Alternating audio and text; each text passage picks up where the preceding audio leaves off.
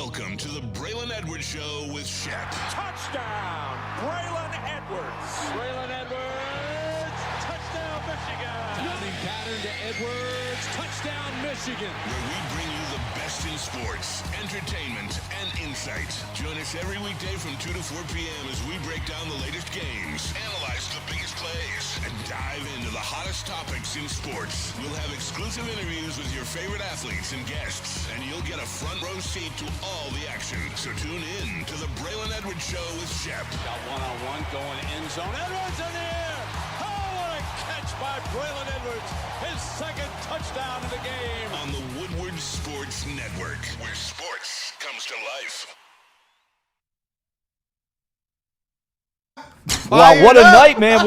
What a night. That's an interesting transition into what we hope will be a very feel-good Braylon Edwards show on this Thursday on Woodward Sports. Hi, everybody. Ryan's with us. Kool-Aid is with us. And, of course, the man, Braylon Edwards. We were all at the basketball game last night. Well, Ryan wasn't. He was working the late shift as well. But Kool-Aid was there. Boy, did he help me navigate some things because I'm not used to. It smells a little bit different here in the studio, but it looks a little bit better. Relax. My feet are clean, sir. But we couldn't find you.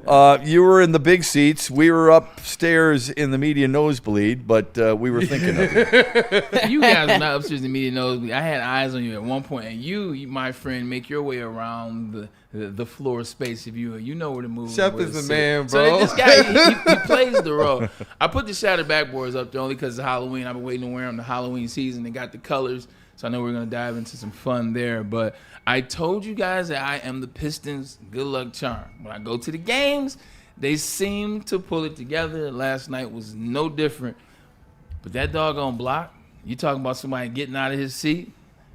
Might be a good Braylon's breakdown for later on today. Last night, you know what? It just might be stepping outside the realm of the NFL. What's wrong with that? If you're the good luck charm, and it sure seemed like you were, how about getting season tickets? How about getting a seasonal pass? Okay. How about tagging along with Kool-Aid? He's at every home game. Right. I'm not paying for season tickets, so you can forget about that. That's one. Get the season Two, pass. I kind of have a season pass for free if I want it. Thank you to my brother. Shout out to George. Appreciate the tickets as always. Look at you two having fun. Hey, man. shout out to Shep. It's like I wasn't a part of the group. Oh, yeah. Hey, That was a great time. I was big time. I wasn't hanging out. Yeah, great but time. I enjoyed being there. And I remember Braylon's shot. I used to love going to the Palace.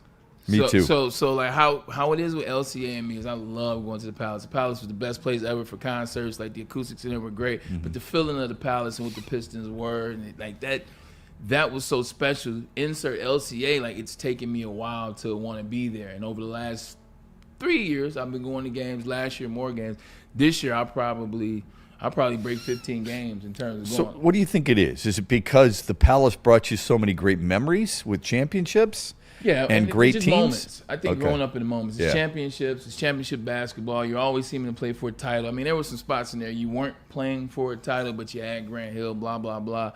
But I think, two, in terms of why the Palace versus LCA, except for the people, I think it just hasn't taken yet because there hasn't been playoff caliber basketball. It hasn't been great basketball, and then also Palace had a space. Like you had people that. You know, you can come down from Flint and go to a Pistons game back in the day. It's not that far. There's a lot of things that connect in the area. So to bring those fans downtown to LCA now, you got to win at a consistent clip and be fighting for the Eastern Conference and eventually the finals every year before it gets back to that. But for me, like those memories at Auburn Hills, when you walk into the Palace of Auburn Hills, you know you're walking to the home of the Detroit Pistons. You know this is their home. A true this Pistons is palace. Their That's palace. true. No matter what's going on at that place, you can go see a Ronald McDonald Magic Johnson Round Ball Classic. Yeah, you can go see to the a Harlem draft, Globetrotters. March Madness. Yeah. You can go to a concert. Right. In the back of your mind, you're like, I'm Even at the Soul Pistons Circus. Palace. Yeah. But I'm happy to see this. When you go to LCA, you know that you are in the Detroit Red Wings house, and the Pistons just rent here. They sublet here. So until I think I'm starting to get there because I want to support. This is my city. I'm born and raised here. But I think for the masses, until the Shep Pistons, looks so proud of you. till the Pistons get to the Eastern Conference consistently, that's when they'll tap in downtown and make that feel like home. But that's the Red Wings. Yeah, it's nothing. It's nothing against LCA because it's a beautiful facility. But the Palace was too, and I think you're right. We gravitate toward the players and coaches who made us feel good. Yeah. We gravitate toward the places where we created greatest memories. So that's why Tiger Stadium was so special for me. I loved going to the Silverdome, not just for the Lions, even though it was a piece of crap, but I liked I was at the Pistons and Celtics game when there was 60+ thousand. I went to the 1988 NBA Finals. Me and my buddies tailgated outside. We had pictures of us. We couldn't wait to get in there, right? I mean, those are the things that were big. Now, there are big moments at the Palace, obviously, covering championship games. Joe Louis Arena, even though I wasn't a huge fan of the arena itself, watching them win Stanley Cups. You're waiting for that moment at Little Caesars Arena, and hopefully it comes pretty soon. But last night, Kool-Aid was over my shoulder, and he said, I got to be honest with you, Shep, with 11 minutes to go before the national anthem, he said, I don't know if I've ever seen it this empty. It turned out to be a late arriving crowd, and it was good. The Thundersticks. How do we feel about the Thundersticks? Yay or nay? I haven't experienced them in a long time. But you have experience. I got nay. Yeah. I'm going nay. I'm going nay big time. You're going nay? I'm going nay. Thank you. And maybe more importantly, thanks to Kool-Aid because he's younger than me. I felt there sitting there going, my God, man, I got to get the hell out of here. Yeah, but he's a lot younger than me. You pulled a Braylon? I was like, whoa. No, I didn't pull a Braylon, but I thought during the time where people are just, if I were sitting next to those people while someone's banging those Thundersticks, I would have a problem. Yeah, agree. Like, don't bring that next to me. Yeah. Like, and I get it. You're trying to be all in with the spirit. Yep. Don't bring that spirit over here. Okay. I want to make sure I wasn't, the Scrooge here. What if it's like a little kid, though, with the Thundersticks? Do you hate it then, or do you just allow them? I still hate it, but you allow it. Okay. Like, I still don't like it, but I'm not going to be like, hey. I'm not trying to go viral for the wrong reason. I might pop it silently, whereas with the adult, you probably pop it right there face. And the kid, you just let the air out silently, and then suddenly he goes to hit it, and they're really soft. He's like, what the hell happened, right? Oh, sorry, honey. You're a Grinch. Yeah, there's the Grinch in me. You definitely are. Ebenezer Scrooge over there. Okay, can anybody guess what time I left the game yesterday? After the third quarter. Halftime. So we're going after the third quarter. Right. We got a halftime, and Kool-Aid, you can guess one of them. Just before halftime. Just before halftime. All wrong. Oh. All wrong. I legitimately left at the 7-minute mark of the third quarter. Of the third quarter. Yeah. So I And we knew stayed, the game I was stayed over through by then, half. too. And He didn't know the game was over. What are you talking about? No. The run, I knew the game was over because I felt the energy, and also I know I am a good luck charm. But the run I left on was perfect. I left, it was the block. No, the block was in the first half. Was the block second half? I think the block was second half. Okay, in that case, yeah. that's when I left because there was a block, there was an alley-oop to Jalen Duren, and then there was a Tobias dunk when he dunked. So like, Why all would that you happened leave back to back. at that moment? Because though? I saw, and the Pistons conquered at that moment. Okay, all right. Like I saw three great plays, back to back. I saw what I wanted. I saw them fight for possessions. I saw them fight on both ends. I saw the leader starting to lead and look like everything that young man over here, Kool-Aid, was saying. Great numbers, man. 30, 10, 6, 3, and 3. He outplayed another young star in this game. So I saw that. I saw some chippiness out of the old man Tobias Harris. You like that? I did. I saw. In the words of Kirk Cousins, you like that? I saw he wasn't going for the BS. He wasn't going, and he ended up, like, when last time you seen Tobias dunk on somebody? Yeah. So like that. You see that, and then they're up. You see the crowd that was there. They get excited. In my mind, let's leave now. Okay. Let's leave. What happens? Kool-Aid and I kind of touched on this a little bit. What happens when you go with people and they don't want to leave? So you and I ride together. Yeah. We're going to whatever game it may be. I all have right. an easy answer for this. And then suddenly it's 7 minutes. You're like, okay, I want to out. No. I can't leave. I want to stay until at least the 6-minute mark of the fourth. Did I provide you the tickets? That's a good point. Then your ass leaves when I leave. That's why I tell all my friends. That's why I tell my girl. That's why I tell everybody. When I provide the tickets, okay. When Braylon gets up and goes, if you don't come with me, there's a such thing as Uber. Third person. Do you? What if I provide the tickets and you provide the ride? If you provide the tickets, we're gonna meet there. We'll just meet there. But you know what though? Like, I'm sneaky, Shep. Like, if you provide the tickets, that I can stay. I know how to stay a whole event, but But there's a part of you inside that's going, Oh my God. Yeah. I know it. I can feel it. All right. 100%. It's like me waiting we're supposed to go to a party or go out to dinner and my wife's late again. I get this. I get oh my God. What? Hello? We're supposed to leave. I know, Matt.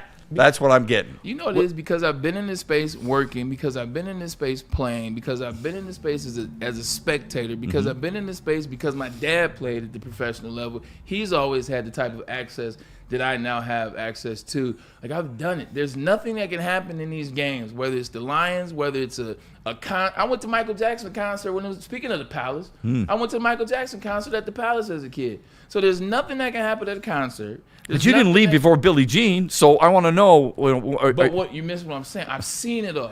Okay. There's nothing that can happen in an NFL game where I'm gonna be like, oh my God, I can't believe I missed that. There's nothing happening in the LCA, especially in the regular season, when I'm like, what? So the fact that that's not gonna happen, I don't feel bad saying, I'd rather be at the house with my feet kicked up, getting ready for bed so I can hit the gym, so I can get here and do a hell of a show. And without thunder sticks. So all that comes back around. What's a sporting event you would stay at the full way? The full length? It's a great question. The Olympics. Olympics? I would, like, if I went to the Olympics, I'm not leaving jack squat. Like, would I plan to go to? Because, you go, but you plan on what events you're going to go to, the times you can get there, and all that jazz. I wouldn't leave that. Like, I'm not leaving the men's 100 final. I'm not leaving the women's 100 final. I'm not leaving Michael Phelps. I'm not leaving Katie Ledecky. I'm not leaving insert one of those. I wouldn't leave. I wouldn't leave Wimbledon. Like, I don't think I would leave the U.S. Open, Wimbledon. Like, I don't think That's interesting. I don't think I would leave those matches. That's a good one. I wouldn't either. The men's 100 Maybe finals, no offense, it's not a pat on your back. It's over in 9 seconds, for crying out True, loud. but there's a track meet aspect to it. So if you go, He chose the That is quickest true. event. You can, Guy runs it at 9.6. I I didn't leave early. Okay, Way to go, Braylon. I wouldn't leave World Cup. I wouldn't go to World Cup in the first I place, wouldn't so leave. okay, fair enough. I'd go to it. I guess Well, with we the, know that. I guess with the commonality in these events are they're one-offs. Yeah. Like, they're events where you got 4 years or 2 years or this is special or something like that. I wouldn't leave those. Unless it's maybe, can I say maybe, unless it's possibly a blowout? If it's a blowout in the World Cup, and I don't know still what wouldn't would that be, 4-0, 3-0? I still wouldn't leave. Yeah, okay. Because I just think. Because I wouldn't leave it. Like, I wouldn't leave Game 7 of the NBA championship. I wouldn't leave Game 7 of the Stanley Cup Finals if the game were close. I was there for Red Wings and Penguins in 2009, and when Pittsburgh scored, and I still can't believe they scored and won that game by a goal. And I'm leaving that too. see, I wouldn't leave that. I'm leaving for the next moment. Like, if I know that I'm watching a Game 7, then I know somebody's gonna win, somebody's gonna lose. I know that. Why am I staying to the end? I'm leaving before the traffic build up. I'm leaving before all this jazz and the flower comes down and you go in the locker room. I'm now going to position myself to get out of here and to get where I'm supposed to go next. Because the chances are, if I'm going to a Game 7 of an NBA Finals, I'm going to the party. Like, I'm planning on being in the space where the players are going to be, where the families are going to be, maybe where the host, the analyst, like, where's the function? Where's the event at? So let me put myself in the space to be there, and I don't have to wait, on Woodward, stuck in traffic for 4 hours or 5 or 6 or 7, however long NBA 7 is. Yeah, I get it. Yeah. I get it. It's hard for me. I want to experience the whole emotion and the whole mood, even if sometimes it's a bad one too. Like I said, experienced in 2009 when you're there watching D-Mac and company celebrate and raise the cup. I thought that was unbelievable, right? I remember standing next to a police officer. Yeah. We were watching everything, just the countdown, and he and I looked at one another. It's not like we knew one another. We were both crying. It was their first championship. It was like, wow, first championship in There's a game I regret leaving. There is one I regret leaving. Okay. See if you can guess. Were you a kid? It's local. Were you a kid? There. Not really, but I wasn't a full adult. That's about the best hint I can give you. Calvin's record breaker? No, I'd have left that too. 346? Okay. I'm out. I don't know. What was it? The only championship really in my adult year here, well, I guess the Red Wings count as well. I left Game 5, the Pistons-Lakers. Really? Really? I left Game 5. Because I was all right, bet they got this in hand. We know what time it is. We're gonna get to Club 7, where we're gonna go pregame, do our things, and then meet everybody over at Club 7, where the after party was supposed to be at. Unbeknownst to me, the Pistons stayed at the Palace. They partied at the Palace, so I got a chance to kick it with a couple of them. But I left that game early. Yeah. Okay. Here's a question for I wish me. I would have stayed for that one. Here's a question for me. Was there something that you've ever been to, for any of you guys, that you thought you were going to enjoy and you were like, you know what, I'm out. A big event you're talking about? Yeah. Or even like a Thought movie. it was gonna be Yeah, for sure. The Ryder Cup. concerts. The Ryder Cup at Oakland Hills. Ooh. I covered the entire weekend, but it was probably the most disappointing sporting event I've ever covered because they got their ass kicked. I mean, and it wasn't even close. It made Saturday and Sunday moot. I feel that. They were so bad. So yeah, All that Star would be. game for me. First All Star game I went to, like in my Oh own, my like God, my you're own speaking my merit, language. like, An NBA, Major League NBA, Baseball. NBA. Okay. All right. Yeah, Major League Baseball, I'll stay to the end. It's different. Like I had first love and All Star game, NBLB is different. It still kind of counts. But in basketball, I went to the one that was in Denver in 2005, and I went to the dunk contest and all that stuff on Saturday. By the time you get to the All-Star game, I'm watching. I'm like, man, it's boring. Like after you get the first 5 minutes, you get the first stars, get the dunks, the kind of casual, this, that, and the third.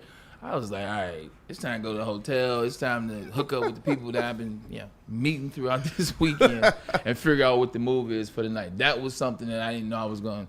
Like this was still when NBA All-Star game was good. So 5 Pistons, all 4 of them were there in 05, the whole 9. But I was like, Okay, that's a good one. I'm out. I don't blame you there. Kool-Aid, what's the event that you went to, thought you were going to enjoy it, and you didn't? It was actually a movie. That doesn't count. That's not an Movies event. doesn't count? It That's doesn't not count. Pay the an event. money in a year. A movie is not a movie premiere is Yeah. an event, not Yeah. just the movie though.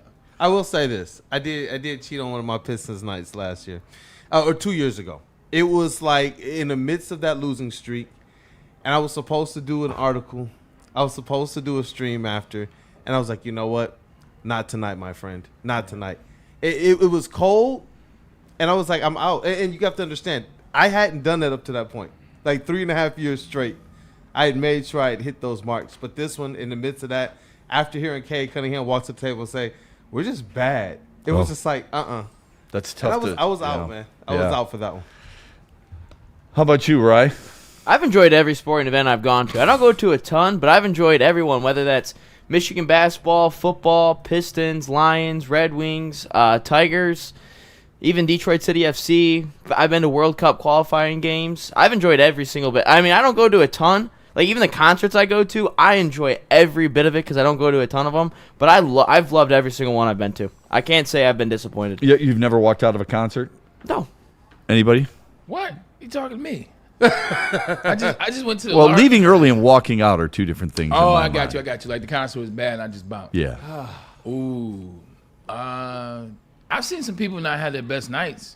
Oh, likewise. And then you walk out. Like I saw Erykah Badu and I was like, no, thank you. I saw Lauryn Hill. Those are probably going to be the first two to come up in the black community because you never know what you're going to get with those two. You can go see a show and they can be amazing. You know what? Most times you're going to go see a show and they're going to be 3 hours late and then they're not going to perform well. So those two I have walked out on, and that might be out. You know what? Charles Hamilton. It was a rapper maybe about 10, 15 years ago. He took on the Sonic persona. My group I was working with, we got invited up to New York for the CMJ Music Fest, and he was performing, and he had all the hype. When we went to see him perform, it was not the hype. I don't know what his PR was doing for him on the front end. They got him so big, and he got sponsorships with video games and all of that, and with the Sonic brand. But when I went to see him live, it was like, yo, what is the bait and switch? It wasn't some Milli Vanilli type stuff. It was actually his voice. You were disappointed. But I was so disappointed in the performance and in the craftsmanship. And then when we had access to talk to each other as artists, it was like, man, I was a little bit disappointed. I did the same. admit. I had the same thing. I went and saw Van Halen at Joe Louis Arena with a buddy of mine, and I can remember it like it was yesterday. Drank some Strohs out of the trunk at the top of Joe Louis Arena or the parking structure, and David Lee Roth sucked. I mean, he was drunk. He forgot lyrics to the song. I'm sitting there singing. I'm like, he's not singing the right words, right? He was awful. I'm And if it like, weren't for Eddie Van Halen, I would have left. But I don't boo at all, and I didn't boo him. But I looked at my buddy. I'm like, this is one of the worst concerts I've ever seen because that guy stinks. He can't sing. You know what? You make a valid point because I saw Guns N' Roses at Comerica in 21, and if it wasn't for Slash, I'd have been out of there too. Yeah, because Axl wasn't good. Nah, Axl was one of his trying to figure it out. Yeah, His own, and that's polite. He was trying to figure it out that night, and you could tell who the really good bands, really good musicians are when they sound so similar to their albums, CDs, whatever you want to call it, right? The best person I've seen leave an event, now this has nothing to do with me, and this is someone else, was when Antonio Brown decided to leave MetLife. Talk about leaving an event. Like, hey, That's a good one. You ever notice, like, when you lobby for someone, like, everybody has someone that they support and maybe not shouldn't be supported, but you do. It's just for whatever reason, you say, all right, look, this is my guy. I've been supporting him for a while. I'm going to continue to. Blind faith is what it is. Boom, there you go. Yeah. AB, I had a lot of blind faith. I'm like, well, you know how the Steelers organization were. Gruden, you just never know what type of guy Gruden is. Like, I'm making all these excuses for AB, and he gets down to Tampa and he does his thing. And fast forward to when that happened, I was like, I got nothing. I was like, I can't defend this behavior. The man took his shoulder pads off, his jersey off, and proceeded to walk off the field. Yeah. You cannot tell me that Vontaze Burfict hit does not have residual effects. Man, agreed. You will never ever be able to convince me. He's a Florida guy. Florida guys are different. He's a chip. It's something in the water down there in Florida. Yeah. But him in Central and him in his first 4 years in the NFL, it's two different people. Completely different. He was a little bit then, but just not like this, not like that, man. I mean, What he I became was I like- did cover him a little bit at Central because called games in the MAC, so had a chance to talk to coaches about him and once or twice talk to him. Then I went to Latrobe for the Steelers-Lions joint practices because I was calling Lions preseason at the time. And the Lions played there in Pittsburgh. Massive lightning problem, had a 2-hour delay, tried tap dancing for 2 hours. But I remember saying to Antonio Brown in Latrobe on one of those practice days, I said, hey, you're a chip, so am I. Wanted to see if I could just do a quick interview with you. And he's like, yeah, sure. He was just, one of those bad interviews. Really short questions, but short answers in response. And you could tell you were going to have at least 30 minutes of material to get even 10 minutes out of him, right? But he wasn't quite that bad. Fast forward a few years, and you're watching him, not just that action, but some of the actions that he had off the field and some of the actions that he had on the field. And you're thinking, this is Dennis Rodman-like, right? When Dennis Rodman took his shirt off, I think he was in San Antonio when he did that, right? Mm-hmm. Or was it Chicago? He took his shirt off jersey off more than once. He did it in San Antonio and he did it in Dallas. Dallas. Yeah. When he kicked the cameraman. Now you That's got when me. he was in Dallas. Good one. But with AB, it's like it also too when you start just looking at it. And I don't want to make this thing about AB, but here we are. When you just look at the rhetoric that he used in the period that it started on social, I mean, you see people talk a certain way. It's like, as a pro athlete, to know what you have as a coach, an organization, and things and that, you just, even if you feel this way, even if it's true, you don't talk a certain way. Like AB had no filter, like just unapologetic filter. It's a such thing as having no filter. There's another thing when the filter isn't English. Yeah. Man, now you have me thinking about the greatest exits now. Yeah. Like some of them are bad, some of them are good. Brian Branch, when he got ejected from Paul the Pierce. Packers game. Paul Pierce, that's a good one. Had to use the bathroom, I guess. And reintroduce. You know what? Those are some good ones, dog. It's funny you brought that up. Brian Branch jumping into football for 2 seconds. We were talking about Sam Laporta, Jahmyr Gibbs, Brian Branch, Jack Campbell. These are the 4 that have to get paid. I love it. Great job by you. Great job by you, Ryan. The double bird, as they say. We were talking about who to keep, who not to keep, who's on the block, how's it going to work out. Brian Branch has done himself no favors. Think about it in this regard. With the double bird, with the 13 pin, all the other stuff, whether how many are his fault, how many are the league's fault, blah, blah, blah. It's on the resume. It's on the docket. when you start looking at who you're going to keep, unfortunately, things like that are going to come into consideration. I guess I love him. You know, I think he's a great player. I think he's a great player. If you're looking at it from money, who can get? You know, you're keeping Jack. You know, you're keeping Jameer. And now, what are we doing with these next three? Well, we assume, and I think it's a fair assumption, that you're keeping Jack Campbell. I don't know if you. Well, the running back's an interesting one. Yeah. I had a conversation with somebody this morning about this. The running back's a very interesting one because as much as we love Jahmyr Gibbs, and I think he's one of the best running backs in football, as you well know, better than anybody, the lifespan of a running back is very short. It's 2.57 years. That's the average. Right. Now, that includes a lot of guys who aren't really good running backs like Jahmyr Gibbs. But how many years can you get out of a guy, and how much money are you willing to spend at a position that isn't quite as important perhaps as it used to be, even though he is unique in what he does because he's a wide receiver and running back combined? Outliers are outliers, and he's an outlier. Name another running back in this league that runs 4.3 sub. Like, there's not. The speed that he has, the way in which he plays, the ability that he has, and the understanding and just the humbleness, that type of athlete doesn't come around often at the running back position. The position is coming back. You look around the NFL, there were more individuals with 1,000 yards last year than the year before, and the year before. So it's getting better, and they're getting used more. Out of the individuals that are special, Jahmyr and Bijan Robinson are and Saquon, but he's a little older. He's got some nicks, some injuries, some bruises. But these individuals are one-offs. Like, they're special. Like, the things that they do, like the speed that they have, the athleticism that they have. Like, even Kyren Williams is nice. Kyren Williams ain't Jahmyr Gibbs. No. So I'm looking at. But my question to you would be, can you win? He's a different them? shelf. Yes, because he's a different shelf life. Because he has something that none other the running backs have. Yeah. Like, he's a different shelf life because whereas a running back is 4.5 and a couple nicks and bruises, an ankle injury or two, like now you're year 5, you're a little slower, a little wear and tear. DeAndre Swift, you can start to see between the cracks. Yeah. Him getting slower from 4.35 is 4.4 flat. Okay. Him getting slower from 4.4 flat is 4.44. So I'm saying that shelf life is longer because he'll be able to do more for longer. Sure. All great points. I don't disagree with any of them, except for the 1,000 yards. 1,000 yards it's meaningless. It's meaningless now. Yeah, there's 17 games. It's not 14 games like it used to be. I look at yards per game. Okay. There are 3 guys who are averaging over 100 yards per game right now. Now, it's different with Jahmyr Gibbs because it's total yards for him. He's so great at catching out of the backfield. Right. Christian McCaffrey is so great about that. Jonathan Taylor is so great with that. Bijan Robinson is great with like that. Those guys are they the exception to the rule? I use the example, and it's probably an unfair one, of Todd Gurley. Todd Gurley was the MVP. Or he was the Offensive Player of the Year. Yeah.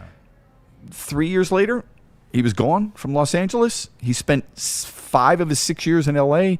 Last year in Atlanta, shell of himself. It wears on you. Yeah. He's not the same as Jahmyr Gibbs. I'm just bringing that up as an example. That's actually a really good example. But what the difference between those two is Todd Gurley was saying 415 plays a game, 450 touches a year. Right. 450 touches a year is what Todd Gurley was saying. Like, there's only so much. Yeah. It's like Eddie George. Eddie George was, and I know they're different type of running backs, but Eddie George was here, and he was running over Ray Lewis, and you're bragging about the 390 touches he has a season, and then after year 8, guess what? No Eddie George. Yeah. Like, he splits carries with Dave Montgomery. Last year, I want to say, for as good as that season was, he had 250 touches. So I think that's what the difference is they know how to, hey, we're going to get you a certain amount of touches. And they have an individual, because this is the same individual that will play you out of your bonuses because he's counting plays. Hey, Braylon played, as of now, to this season, Braylon's played in 530 plays. If he plays in 30 more, he'll get paid. All right, we're going to start docking those plays a little bit. But that guy is good in this situation because he can say, hey, look, Jahmyr right now at the game, we're up 2 scores. Jahmyr's at 25 touches. Do we just sit tight, put Demo in there, go a different direction? So I think because of the managing of his touches, I think that adds to moving him along a little longer. I appreciate that analysis. I really do. It's important for me to keep that in mind. Just for people's understanding, last year, Jahmyr Gibbs touched the ball 300 times. Oh, excuse me. Yeah. Okay. So 250 carries, 52 catches. He's still got it 300 times, but to your point, when you've had some of those workhorses carrying it close to 400 times a game, that is a massive amount. You're going to get hit a lot. Jahmyr Gibbs is going to get hit a lot, but you can't catch him, right, because he runs so fast. He is probably the exception. I was trying to find a reason why you would go, if let's say you had 2 and there's 4 guys left, why I would go the 2 guys on defense, because I thought you could grab a running back who might be able to help you. And remember, he's got a couple of years before you get the 5-year deal with him. Yeah. Okay. First rounder. Right. So you're going to keep him for 5 years, or are you going to go, okay, we're going to extend him, and suddenly he gets a little bit older in that contract? But the way the Lions do their contracts, they are so smart on how they position it and how they structure it. It really helps you. This is year 3 for Jahmyr. Correct. I just pay him now. Like, they're in the point of paying people early before I just give him a little bit. What would you extend him? How would you extend him? I would have to dive into that. Because he's got 2 more years, or you got 1 more year, and then you got the 5th year that you can pick that up, and you're going to pick that up as long as he stays healthy. Yeah, so there's 5. 100%. 2028. After the season, that'd be 3 years. You look at what he's meant to this team, what he's done for this team, and what the Lions do. Not necessarily what we feel, but how the Lions have acted, how they want their players, their stars to feel well. I come up with something that was going to be beneficial to them in that moment and beneficial to him right then, make him feel good and lock and load and roll out. Okay, I don't want to sound cold here. Right. Do you pay guys for what they've done or what they're about to do? Yeah, but you're talking year 3, and someone like what Jahmyr, what it looks like when he's on that field, it's a little different than paying for what he's done. Okay. You know, it's not like Miggy where you're paying him for. That's exactly where I was going. I got Thank you, my brother. Yeah. You know, 10 years past, and what you did for the Marlins, and what you've done in 2006 to 2009. Now we give chemistry. you this dumbass contract. So I think with Jahmyr, it's 3 years, and it's what the Lions have done, and it's what they will do. Because it's not like, it's over after these 3 years. So we're not the only ones who recognize this. Yeah. There's a national member of the media who's also recognized this. We'll get to that when we come back. We've got Braylon's breakdown coming up. But first, break it down for Ben Johnson. Let me tell you about Ben Johnson. Corporations, the government, even your insurance company will do whatever it takes to minimize their liability and withhold your compensation. We don't want that to happen. You don't want that to happen. So you got to reach out to the fighter. And that fighter is Ben Johnson Law. He and his firm make all things happen. They don't mind if it's a settlement. They don't mind if it's a case. They can go to trial. They can do the settlement. But whatever it is, they will do it for you, and they will win. Make them your first call. Don't call your mom. Don't call your dad. Don't call your wife. Don't call your brother. You're going to call Ben Johnson, and Ben Johnson will get you the decision and the outcome that you want. Easy decision on where you're going to go to watch the football game tonight. Baltimore and Miami. Or maybe you're going to stay late and you're going to watch the Wings play the Kings as Detroit seeks a 3rd straight win. It's Art and Jake's. Their sports bar and grill is really one of a kind. 6 locations across the state of Michigan, over 80 television sets, 22 draft beers on tap, family atmosphere at times, fairway burgers, that's their signature, a menu stacked with wings and wraps and everything that looks so good on the screen right there. And they've got specials on a daily basis as well. Check it out. Art and Jake's Sports Bar and Grill. 6 locations throughout the state make every game day a winning game day. Every Sunday, there's only one place to get all your kneecapping, hard-hitting Detroit Lions coverage. Start your Sunday with the Lions Weekly Report with Broder and Terry Foster. Then, the Lions pregame show with Neil Rule and Sean Baligian. At kickoff, keep it locked in for all the emotions of the game with a live watch party with the heavyweights. Then, recap the game with the Lions postgame show with Anson. Game days, there's no other place to be than Woodward Sports. Live all game day. Go Lions. It's bear hunting season, and Dan Campbell is hungry for some kneecaps. If you can just get a hold of them and you start dragging their ass out to the deep, dark abyss, you can drown them. The Kings of the North are back for another year of the brand new Lions. Make sure you're locked in to Detroit's #1 sports network for all the news and info on your Detroit Lions. Woodward Sports, let's go. You heard about me, word of mouth. Now soak it in, baby, and check me out. Check this out. The brand new model year has arrived at Feldman Chevrolet, and nobody has more inventory. That's why we're Michigan's #1 Chevy dealer. With the biggest selection at the lowest prices, there's never been a better time to check us out. Check out this 2026 Silverado for just $179 a month, or this 2026 Equinox for just $229 a month. So check us out, because around here, it's fun being number one.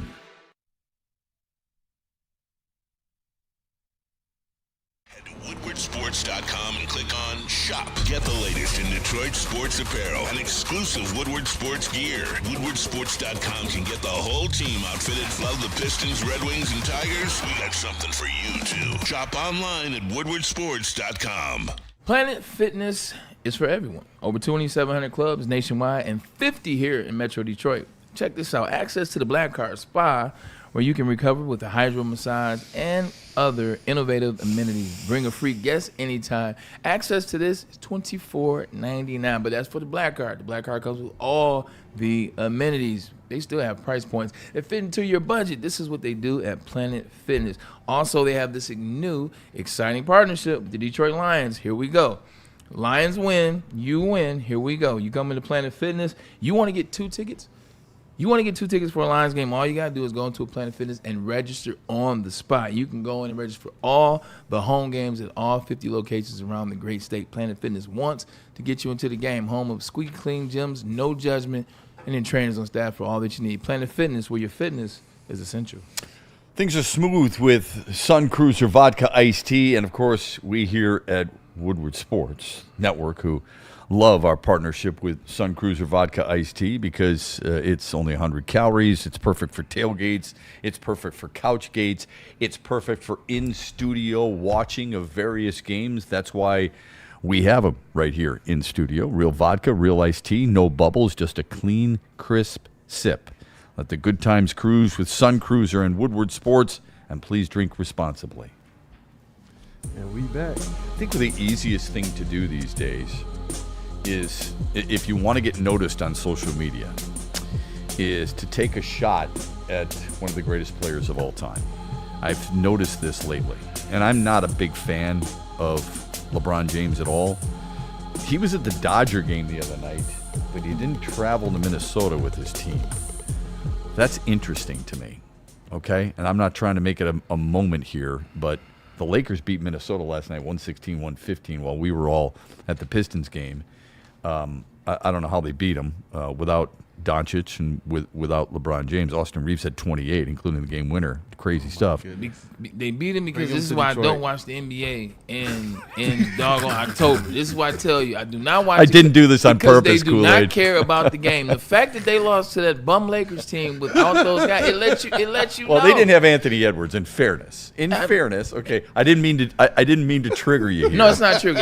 This is why I don't watch, because things like this happen and you're like, what? They beat? Yes, because no one cares. Once you get to that in-season tournament and once you get to Christmas, that's when like people. Then it's different. Then we'll focus a little. At least for the hot shots like LeBron and them, not for our guys down in LCA. That's right. They're there every night. Jaden Ivey's hurt, but he's watching his team on the bench. Okay, on the bench. I mean, you don't want him there, and he's got a brace, but he's out there watching. Did you see? And then we'll dive into what a national person said about the Lions organization. Did you see the walk by Giannis Antetokounmpo the other night? Oh my God! Took like 10 steps. Oh my. Well, it was 6. In fairness, it was like 10. Sorry to correct you, but 10 to be nice. 10's a little much. It was 5 or 6 steps, and it was blatant, and there was no call on it. And I think you would think the league would understand this a little bit better. I don't understand how leagues who are monitoring, have their own social media platform, monitor all the things that are being done and being said, and they don't recognize some of this stuff and do something about it. It's always baffled me. Why would you do this? Like, how does the NFL not know what is being said about the Kansas City Chiefs and understand might not be a good idea for us to call down to the referee? You know what I mean? Because when you don't care, you don't care. And the NFL does not care about when you think about the Kansas City Chiefs, because they're the golden boys. They're the golden squad. So how you feel about them is irrelevant. And the same thing in the NBA as it relates to the talent, as it relates to the best of the best in the NBA. You knew the NBA was a situation that doesn't care about things like this when they changed the rules, when LeBron started doing the crab dribble. Like, legitimately, they changed the rules so it wouldn't be a walk. Kool-Aid likes that one. Because he knows it's the truth. They changed the NBA rules so that LeBron wouldn't get caught. Because he knows it's the truth. Because he couldn't dribble, you know what I'm saying? He couldn't get to his spot like he wanted to. He created the crab dribble, and they said, nah, it's part of the rule. And now all of a sudden, it's a golden rule. Same thing now. I was watching Jeff Teague break down that play. I was watching Jeff Teague break down the Giannis play that you're talking about. Yeah. This is an individual that was an all-star. This is an individual Played that a long knows time. the game. Yeah. He was a damn good player at Wake Forest, but he at least knows the rules of the game. He was breaking it down. He said, no, that's legal because you get this, then you get a crossover, and then once you gather, here's 1 step, 2 steps. I said, but that was already 4 steps before you got to start counting the first one. Yeah. So the fact that this is what NBA players do, this is the NBA. Like, for their stars, Giannis, LeBron, Doncic, insert guy here, Wemby, they will push the goalpost back on rules because we don't know the rules anyway. All right, well, who from the Pistons is going to benefit? Nobody. Well, look, let's not get too defensive here for our guys. That's not defensive. Nobody. That's You just don't an think answer. any of the Pistons will warrant those types of courtesy calls? Oh, yeah, Cade. Okay. He's not getting them yet, though. But he's not. Doesn't seem like it. You know, you're not going to get those calls until you win a playoff series. Like, that's just how any sport goes. Like, whether it's fair or not, like, they're not giving you those calls until you win playoff series, until you do it consistent. Once they see you there, once you do it consistent, then they get the call from upstairs that he's now one of those guys. But until that happens, you're not going to see it. But Cade definitely has the potential. Outside of that, nobody. And even if they do win a playoff series, Braylon's leaving early, so it doesn't really matter. Facts. He won't be there for the second half. Facts. I wish I'd have stayed for that one. Go ahead. Never mind. A different conversation. Never mind. So what we said yesterday about the Lions, and they did a good job of pushing that out on our social media channels. Hope you follow us. Your Trinity example, where the owner, general manager, coach, in lockstep, Picked up some steam a little bit? Picked up some steam, for sure. And maybe, just maybe, some national members of the media are noticing. I don't know. But Ryan Clark's got his own thoughts. I think he's a self-promoter. I'm not a huge fan, but I do know this guy loves to talk football. He's connected to the sport. Here's what he had to say. It's very similar to what Braylon had to say about the Lions organization, and kudos to them for getting in front of this for Aiden Hutchinson. Here it is. There is no team in the NFL that I'd rather be drafted to than the Detroit Lions. Because? If you go to the Detroit Lions, one, you're going to be developed. Yeah. Amon-Ra St. Brown, J-Mo Williams, Aiden Hutchinson. Penei Sewell. Two, you're going to be paid. Yep. It is such a compliment to not only Aiden Hutchinson, but Brad Holmes. He said, look, you're coming off an injury. Yeah. If you can show me that you're the same person, I promise I won't make you wait. Yeah. I promise you'll get kept paid. his word. And he kept his word. It's good stuff, don't you think? I mean, I don't like agreeing with him, but he took it on an angle that is fair. I mean, Brad Holmes said, if you're going to get paid, show us that you're healthy, and we will reward you. He's a man of his word. It's what you want to say about Brad Holmes. That dude follows through. Yeah, compartmentalization is a real thing because I can compartmentalize the fact that I don't necessarily care for all the antics of Ryan Clark, but he's definitely right in this regard. The Detroit Lions, they just do it all the right way. So not only do I know if I get drafted by this organization, they're going to take the time to see who I am, care about who I am, care about my family, make sure that I meet the criteria to be drafted. So if I get drafted by them, I know I'm their guy. Let's start there. Then, too, like you said, player development, so underrated. So underrated. People ask what was the difference between Jim Harbaugh, and I know every time I say this, I get jokes, and fine, you can fire away all you want to. All the asterisk stuff, that's cool. I'm here for it. But the player development side of the players from 21 to 24 was the difference in Jim Harbaugh from 2015 to 2020. There was no player development. Like, you got guys that were coming in number one players in the country, not getting better. Rashawn Gary, he's the number one player in the country. Yeah. He was a better player as a freshman than he was as a junior. Oh, easily. It took him to get to the NFL, to get the coaching, to get the player development. So now I know I'm going to be developed. A lot of times organizations will draft a player, then not put the right coaches around him to develop him, not put the right system around him or put him in the right system or give him any type of assistance to make sure that he can be the best player they drafted. If I drafted you third overall, Cleveland Browns, then let me give you a system that might work for you. Let me give you a coach that can work with you. Let me give you some consistency. And that's what the Lions do. They give you consistency. They give you coaches that know what they're talking about. So not only do they draft you, they give you the development to put you in the situation to get the bag, to get the money, to get the contract. Penei Sewell, Hank Fraley, Amon-Ra St. Brown, Antoine Randall, Jared Goff, who wasn't drafted here but came here to get better, Insert Mark Brunell, an all-pro quarterback who threw my last touchdown when I played for the New York Jets. And a coach who believes in all of them, and coaches who seem to be in simpatico to see how they can get the best out of said player. And they keep, like, it's all too, it's about how do I break this? It's an energy. It's an energy. And what I mean by that, when you do these things, when the coach is the same, when the offensive coordinators have the same like minds, when you're working hard, when the player development is there, when you're seeing players work hard and then get that bag at the end of the rainbow, you're seeing all this come to fruition. It keeps the energy real. It keeps the hunger straight. And that's what you have. You have a medical team that is one of the best medical teams. You can just go up and down what the Detroit Lions are. There literally is no spaces in where they are missing right now as an organization. I talked about yesterday of the teams that I played for. Seattle did it the right way. If I could do it all over again in terms of who drafted me, I would want to go there out of the 4 teams just because of what it felt like. That's exactly what Detroit is. That's exactly what Ryan Clark is talking about. To get drafted to a team that I know my coach is a damn good coach. I know that my position coach is going to be tapped into the coach, and he's going to be a good coach, and he wants me to get better. And that the team is like this, you legitimately are – you're walking into an amazing situation being drafted by the Detroit Lions, and it's one of the rare times, Shep, with any organization in any sport around the world where if you come into this space and you get drafted by the Detroit Lions and you don't succeed, I have to say sorry. It's not on them. There's something wrong with you. Like, if you don't succeed and you're a first round, second round, third round, hell, any round pick, and you don't succeed, then the onus is not falling on anybody but yourself. That's what they've shown me in these last 4.5 years. They've shown me that, hey, we've put guys in position to succeed. We've put everything in front of them that they can use, that they can need, and even support. Look at the Jamison Williams situation. Whether you agree or not with him being fined for the gambling stuff and them not knowing the rules of gambling, speaking of not knowing rules, like, there were some instances, there were some things in which his arms had to be wrapped around him, and they wrapped them around him so much that they paid him $30 million to be a decoy.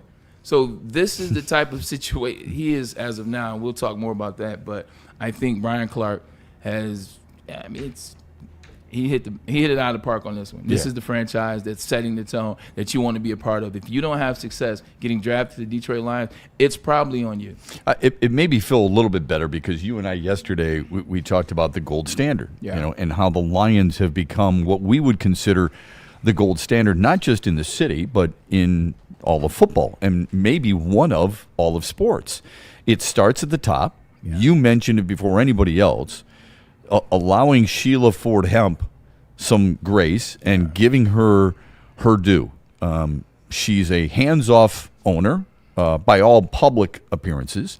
Right. Lets the people who she hired, who are really good at what they do and have proven that, do their jobs. And then for them, as you pointed out yesterday, the Trinity, for them to be all in a line. It's okay to disagree once in a while. 100%. Everybody should. They do a lot, probably. We just don't know about it. Exactly. Yeah. But in the end, they know the type of player they want and how they're going to use that player. They don't grab a player and say, okay, I've got Braylon Edwards. Now what do we do?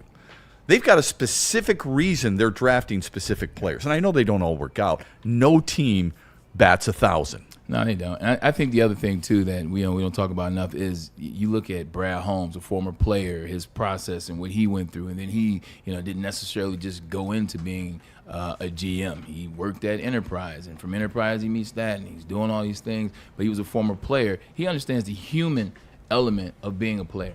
He understands that side of things, giving guys a second chance or vetting through the system, seeing who people are. Same thing with Dan Campbell. He was a player. What are you doing over there? Oh, he's good. What are you doing over there? So he was a player as well, man, and he understands the human element. He knows when he can tap out of a player. He knows when, hey, you know what, I want to work with that player. I want to stay a little bit longer.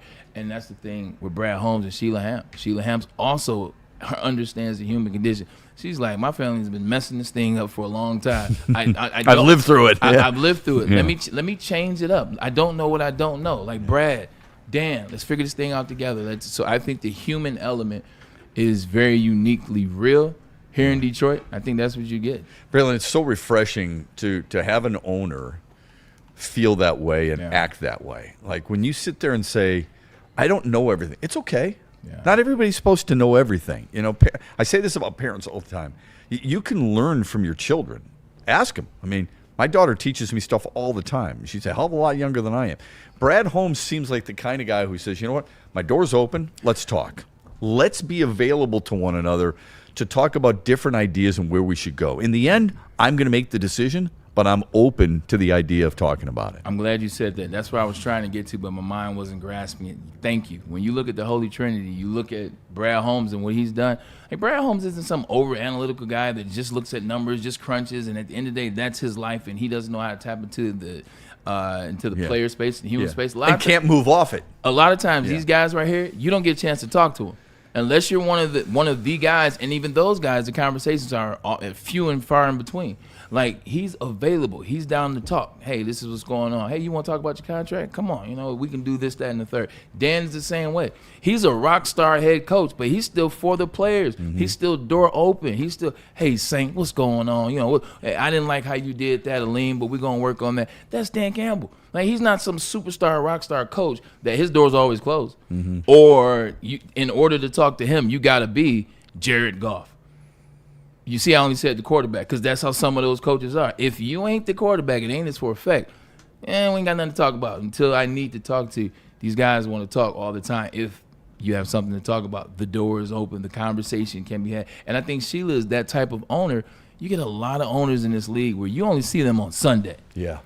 Like Paul Allen, rest his soul. I only saw Paul Allen on Sundays. Randy Lerner, Cleveland Browns. I only saw Randy on Sunday.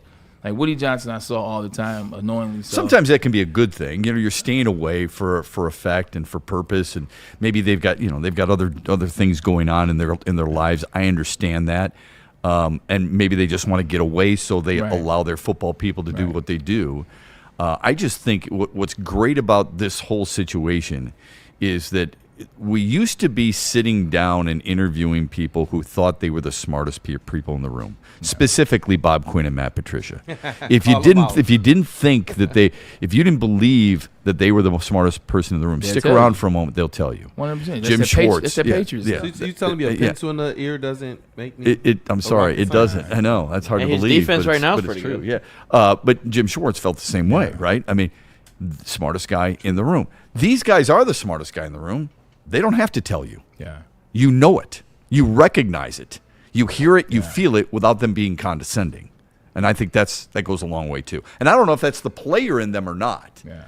I don't know how much more you as a player respect a coach who did play, a general manager who did play, those guys who have experienced what you experienced. Maybe that does matter. At the end of the day, they're good. They're damn good at their job. And that's what matters the most. The athlete side of it, though, there's some connectivity there. Like, and when you're having a conversation, there's some language you guys know. Yeah. There's conversation you guys know. Like, a lot of times you'll have GMs, like, outside of the money aspect and what your stats are, they don't know football. They don't know what goes on. They don't know about you and your wife and, trying to have kids and, it didn't happen this time and there was a miscarriage and now you're trying the second time. They don't dive in that because they care less. But guys like Brad Holmes, I guarantee you, and you have a baby, he's going to be one of the first people to call. They know the person, not just the player. 100%. Yeah. Speaking of that, John Morton said something interesting at practice today. This got a lot of play on social media. And somebody had asked him about Jamison Williams. Mm-hmm. John Morton said he, as in the coordinator, has failed Jamison Williams. He said, I wouldn't blame him if he were mad at me as a coach. I'm synopsizing here. He said, I have to be more creative and dip into the archives to find ways to get him open. I think that's pretty refreshing. I don't want to hear it every week. I want to see what's done about it. But while we're all complaining that he's a decoy and we're all complaining that he's overpaid and complaining that he's not putting up the numbers that we're used to putting him up, and we're equating it to an A.J. Brown situation, Jamison Williams hasn't acted that way. Yeah. But it shows you the communication between coaches and players and how they have to be real with one another. One of the conversations we were having going into the bye week last week was just about where are we at in the season. And one of the things I said I want to see better is getting Jamison Williams involved, not in the beginning, the whole game. Mm-hmm. Like, and everybody's like, oh, well, we're winning. It doesn't matter. You know, you just get him involved. Like, just keep it rolling. No, because I want them to understand how to use him now. I want that thing to start getting going. So by the time you get to the Rams, the Eagles, December, January, there's already some rhythm. There's already some rhythm there from J-Mo. I'm happy he said this out loud. Now, I don't want to hear it to your point every week, but I'm glad he said it once. You know what it really was, too? This is to calm J-Mo down. Because not that J-Mo's doing anything out loud. Like, he's blocking everybody. He's got the smile on his face always. But when you have a stud wide receiver like that, when you have a guy that you're paying some money to like that, it comes with the territory. Not that you want to shine and, you know, look at me and I got as many touchdowns as Amon-Ra St. Brown or yards. It's not. I want to contribute. Like, I got drafted first round, 20 picks moved up to contribute. You know, you paid me this money to contribute. So allow me to feel like I'm contributing. By telling this to the media is really telling J-Mo, I got you. Like, hey, don't worry. Like, I made this public. You can't make something public and then not throw him the ball this coming game against Minnesota. And also Minnesota, this is a good jumping off point for him. This is a good coming out party after the bye. So I like it. He's telling his guy, we're going to get you the ball. He told the media, everybody can hear it, everybody can see it. And now what that gets out of J-Mo, not saying he wasn't doing that, he's going to take that level of practice up this week, and you're going to see him shine on Sunday. His response, no sweat, which it tells you about how he's grown as a player. He played at Alabama. Like, when you play at Alabama, I don't care how good you are. It ain't going to be your game every night. Every game, yeah. Every game's not going to be your game. When you play with as many stars and studs. He played with Jahmyr Gibbs. He played with John Mechie on that team. And some studs, he played with some guys. he gets dudes. It. Yeah, he gets it. Good for him. Speaking of getting it, I can't wait till we get Braylon's Breakdown. This is my favorite segment of the week. I literally wake up in the morning on Thursdays and go, yes, I can't wait till 3 o'clock. It's about here. Braylon's Breakdown is next after this from Smoothie King and Sharon's Heating and Air Conditioning. I'm having so much fun. I'm not even paying attention to what reads I'm doing. Almost there. One day before my favorite day of the week, which is Friday, that is the Smoothie King High School Athlete of the Week. And I am so excited to announce that Michaela Sims, daughter of Rob Sims, you guessed it, former Ohio State Buckeye and Detroit Lion for some years. His daughter has won. Michaela out of Novi High School. Can't wait to show you the interview tomorrow. It's going to be fun. But you can nominate your Detroit area high school athlete today. Smoothie King, recovery is where winners are made. Smoothie King's clean ingredients, real fruit, and the protein to help us refuel and come back even stronger. We appreciate the Lee Foundation for making this possible and excelling in the community with academics, athletics as it relates to our high school student. Nominate your athlete today. The Smoothie King High School Athlete of the Week. Folks, Sharon's Heating and Air Conditioning is proudly serving Metro Detroit, and they've been doing it for over 40 years. Reliability, that's really important. They keep their word. They treat you like family. That's important, too, because they understand your time is valuable. They also understand that your home is very valuable. It's the largest investment you can make. So Sharon's Heating and Air Conditioning doesn't take that lightly. They offer it all because they're specialists in it all. Heating, cooling, indoor air quality, water heaters, whole home generators, you name it. They can help you make sure you're saving money on your bills and making sure that all those things are operating at peak capacity. Right now, DTE gas customers get a free furnace tune-up through December 1st. How do you do it? Call them 734-238-3839. That's 734-238-3839. Or scan the QR code right there on the screen and tell them the Braylon Edwards Show sent you. Stop searching for a vehicle and start finding one. Les Stanford Chevrolet Cadillac makes it easy. We harness the power of multiple dealerships and own the biggest selection of GM brands in the area to get you the car you need. With the Les Stanford Group, you'll have access to 4 different dealerships, providing you with more makes, more models, and more choices. We're connected to more than 1,000 vehicles. And with so many high-quality CPO vehicles available, you'll find new car quality at pre-owned prices. You can start and end your search at lesstanford.com today. Big injuries, big news. Twice a week, Dr. Jeff Pierce from Michigan Sports and Spine joins Woodward Sports Network for the Injury Insider Report. Big D Energy Tuesdays at noon. Braylon Edwards and Shep Thursdays at 3:30. Get expert analysis and in-depth breakdowns on the latest sports injuries from the man trusted by top athletes in the community, like D-Mac. Whether it's the Lions, Pistons, Tigers, or Red Wings, Dr. Pierce talks us through it all. Don't miss the Injury Insider Report with Dr. Jeff Pierce, your go-to source for understanding the impact of injuries on the games and players we love. Only on Woodward Sports Network. Scan the QR code on the screen or go to MichiganSportsandSpine.com to see if Dr. Jeff Pierce can help you.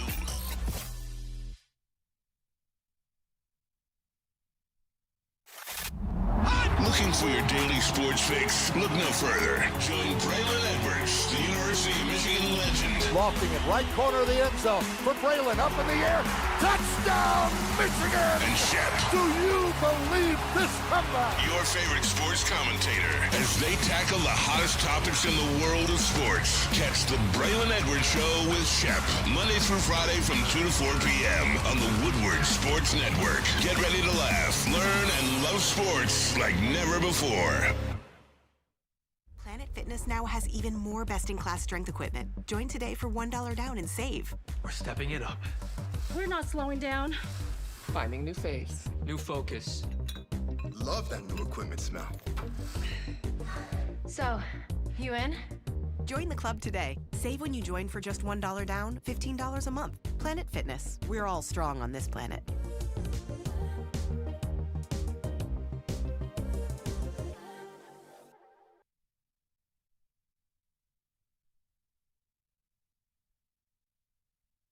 Hunting season is almost here, Detroit, and your Lions are on the prowl. Make sure you're locked into Woodward Sports for all the Dan Campbell reactions, Jared Goff touchdowns, Amon-Ra first downs, Penny pancakes, Kirby picks, Gibbs big plays, and of course, Jack Fox's leg. Stay locked in on all your Lions coverage right here on Detroit's #1 sports network, Woodward Sports.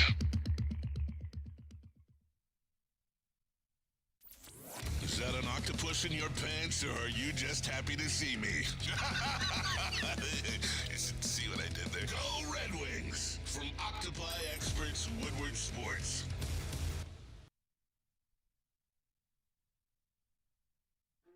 Why do we fight?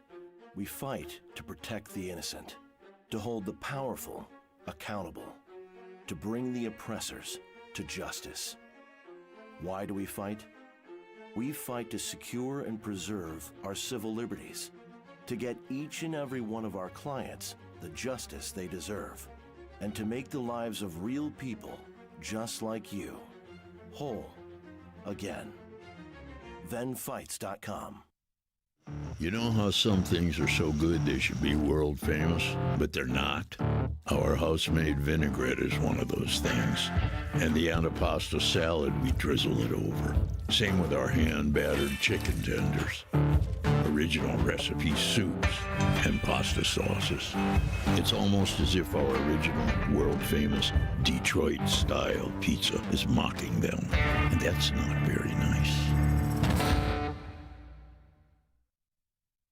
Pierce is the guy. He is the injury insider for our show out of Michigan Sports and Spine. You can catch him on Tuesdays, Big D Energy, and Thursdays, which is today on the Braylon Edwards Show with Shep. Scan the QR code above my head. Any injuries, any ailments, any aches and pains that you might have, look, he will diagnose and make sure you get the right diagnosis, because the right diagnosis, it goes a long way. And also, he is a member, his foundation, Athletes Unlimited, is an amazing charity. At the end of the day, he works, Athletes Unlimited, a Michigan-based nonprofit, has one simple mission: breaking down barriers so everyone can experience the joy of sports. You know the routine. Free bay at Top Golf for this event, November 7th, next Friday. I do believe you want to get there. You want this free bay. Holds up to 6 people. All you got to do is do a Dan Campbell impersonation. Send it into Kool-Aid at WoodwardSports.com. Do your best impersonation after a win, because I guaranteed,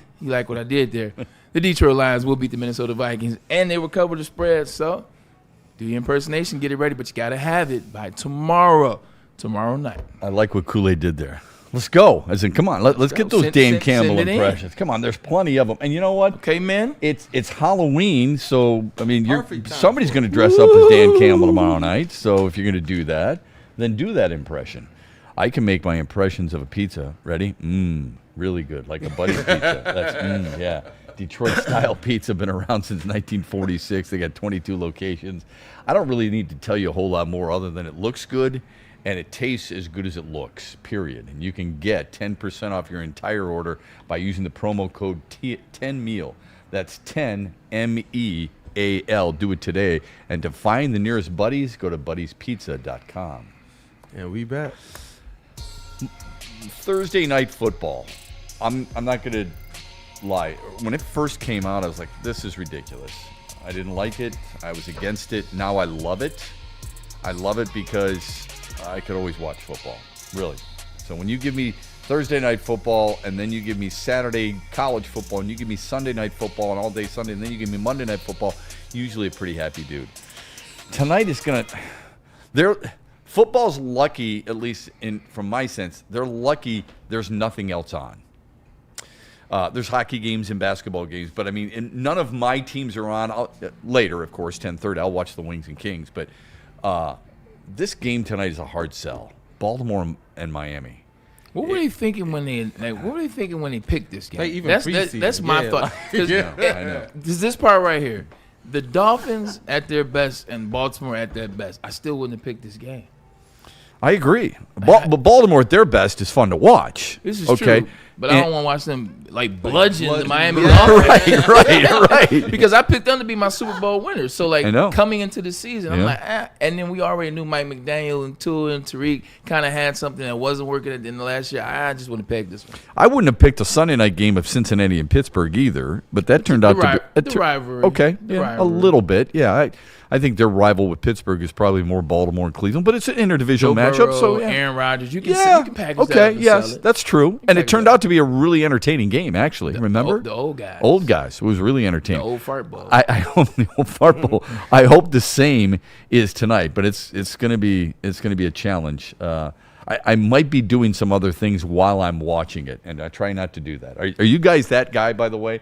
Are you on your phone while you're watching a game? Are you on your computer while you're watching a game? Or can the game hold you and you watch it the entire time? If it's one of these games like this, I go into the game knowing after that first quarter, if it looks a certain way, you know me. I'm like, hey, look, babe, you trying to go to catch a movie? We catch at 8:30. I mean, not 8:30, I guess. Catch at 9, or have plans already to watch a show.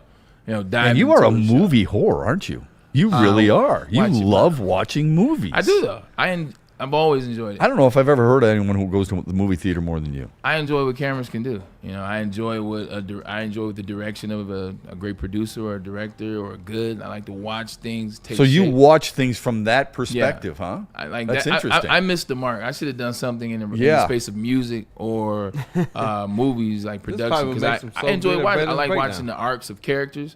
I like watching the trajectory take shape, and that's under the same umbrella, wouldn't you think? The music and artistry, yeah. So UCLA. my middle son, you would get along great with him. He's a musician. Okay, he's the lead singer and lead guitarist for Anti-Ghost, good rock and roll band. But he loves going to movies too. Loves going to movies, and he looks at it the same way you do. So if you said to him, "What's the best movie of all time?" he wouldn't even come close to mentioning the ones that I love. Same. Because he watches it from a different perspective, like your perspective. My favorite movie, like Rounders, was my favorite movie ever for a very long time. Really? Yeah. Like it was until I got. He loves that movie too. It's so well done. Do you like Fight Club?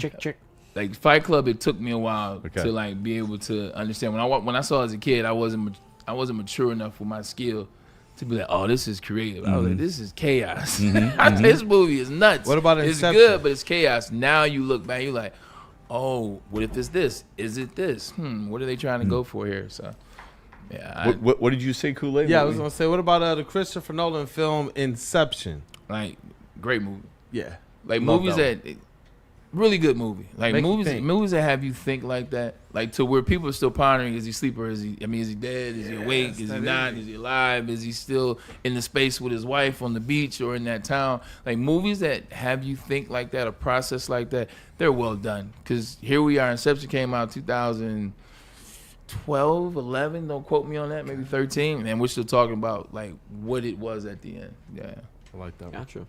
Godfather. Oh, come on. Nah. It's like Francis. Speaking of Godfather. No, I did you hear about Francis Ford Coppola? I did not. So Francis Ford Coppola, who directed and produced The Godfather, Nicolas Cage's father, by the way, Didn't know that. I didn't Thanks for know the that. education. Yeah. He's a Coppola. Nicolas Cage. He changed his last name. Oh, That's did not know that. Francis Ford Coppola is his father. Wow. So see, I'm out. Braylon's breakdowns. He breaks down 100%. I learned everything, something. Shep. Yeah. That's a big learning experience right there. Can we get like a breakdown of a movie or something? Yeah, that would be fun. have to expand That would be a Braylon's lot of breakdown. fun. I have a bunch in the chamber. We can start with Gladiator. We can start with that this. never Are you fails. not entertained? Please put Hey, Inception on the what? docket.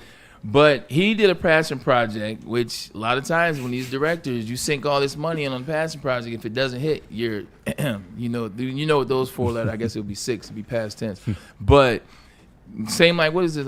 James Cameron. James Cameron sunk over $1 billion into Avatar. Like when it was all said, or 350, they made $1 billion. Sunk 350 million into Avatar, and just kept pushing it back, kept pushing it back, and eventually it hits, and it's a phenom. Well, Never saw it. Francis Ford Coppola, you're not missing anything. You're not missing. It was good for what it was at the time, and but now they got fire and air and it's stupid. It's water. It's horrible. But he did $170 million of his own money. Like, what did they tell you in business? Never spend your own cash, especially not all of it. He spent 170 of his own money for some dumb movie called Megalopolis. Like, and the movie bombed. He spent 170. You know how much they made? 14. Oh. So now he's hawking. It's in the red. His watches. He's hawking property. He's hawking all this. He's in the negative. Oh, man. And it made me think about Nicolas Cage. Nicolas Cage also has spent a lot of money, and that's why he does all these low-budget movies, and he's always acting. Because he has done a lot of passion projects or bought a lot of dumbass stuff around his house. Like father, like son. Yeah, I guess so. How you do the Godfather have 170? We don't care anymore. Like, you did the Godfather. Sit down. Go to Italy. Do you think maybe their ego gets in the way a little bit, where they say, you know what, my name's associated with it? Of course, people are going to come see it. I think it's like BTK, and I know that was a hell of a switch. I went It sure from was. the You gotta explain Godfather it to a for me serial first. killer. Okay, yeah. BTK, Dennis Rader, Wichita, Kansas. At the end of the day, he legitimately got away with killing 20 people or so, 30 people or so. He got away for 38 years. And the reason he came back is because no one was talking about him. Wow. And his ego got in the way. So now it's, you guys forgot about me. I'll show you. I'll send an email to the police station. Yeah, this ain't 1970. You send an email, it comes with an IP address. Right, that's right. Thank you. We got your dumbass. Thank you, you dumbass. But I think that's what happened with him. I think, let me show that I still have it. Let me show that I'm this guy. Let me show them my vision. And and sometimes it gets you in trouble. 170 to 14.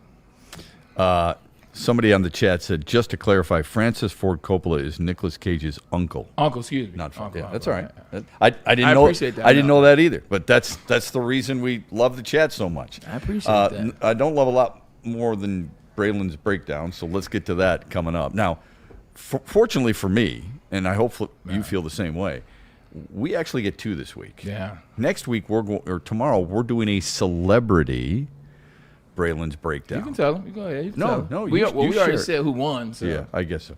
So Rob Sims, really good dude. Another Buckeye, by the way. You know what? He's a really good guy. Nick was in his funeral. Nick was in his wedding. Oh, no kidding. Or Rob was in Nick's wedding. Excuse me. Yeah. Okay. There we go. Well, he's a really good dude. He's going to be with us tomorrow to break it down a little bit. So excited for that. But here's what's really cool. It's not always about wide receivers, because Braylon's broken down guards and safeties and everything else. And it's not always about football. Today, you're going to take us through a Braylon's breakdown of something other than football. What do we got? So last night I was at the Detroit Pistons Orlando Magic game, and there was a particular play. There was a young guy in Suggs who thought he was going to get baseline, show us his vertical. He's going to get up in the air, and he's going to cram one down. But that's not what happened. There was another individual by the name of Cade. Same draft class, by the way. 100%. Jalen Suggs out of Gonzaga, Cade Cunningham out of Okie State. Go ahead. 100%. All right, here we go. Let's see what we got.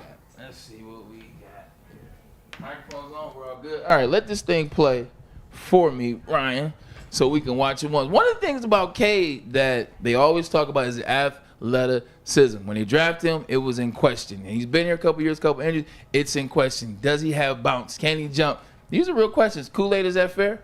Yeah. Not necessarily by you. I fought them, but they were fair questions. Oh, There we go. See, they're fair 100%. questions because this is what was coming from the last 4 years, Detroit Pistons. Show the play. All right, we're going up for a little bang out. Not so much. All right, rewind it. We have a couple angles, by the way. Play this one. So what I'm watching right here. Suggs thought this was NBA Jam. Look where Cade is above the rim. Look where his arm is. Look where he catches the ball. It's a perfect block, body to body. He gets in here, doesn't put the body on him to where it's a foul, but gets the body in there to where it's, you're going to have to dunk on me if you want this dunk. I like how Cade timed it. He timed it perfect. When you see a guard, rewind it a little bit, Ryan, when you see anybody in the NBA, when you see that gather dribble, that gather step, and they go up, 8 times out of 10 in the league, that's going down the pipe. Man, that's gonna be a dunk. It's gonna be 2 points, and now I gotta look at K like, see, I knew you ain't had no hops, but that's not what happened. That's not what happened. I'll be in here arguing with Brett now. You would have, but we don't have to. K timed it perfect. Hit play. Watch it. Let's go. Hit play. Oh, I guess pause. Rewind it. We're gonna get this system together for y'all too. Don't worry. We're working on something. We're working on something in the system. Right now, he's looking. Kade's sizing it up. He's timing it right. Kade's a taller guy. He's taller than Suggs, so he knows if he times it right, he can get up there. He's looking. He waits till the gather steps together. Hit play.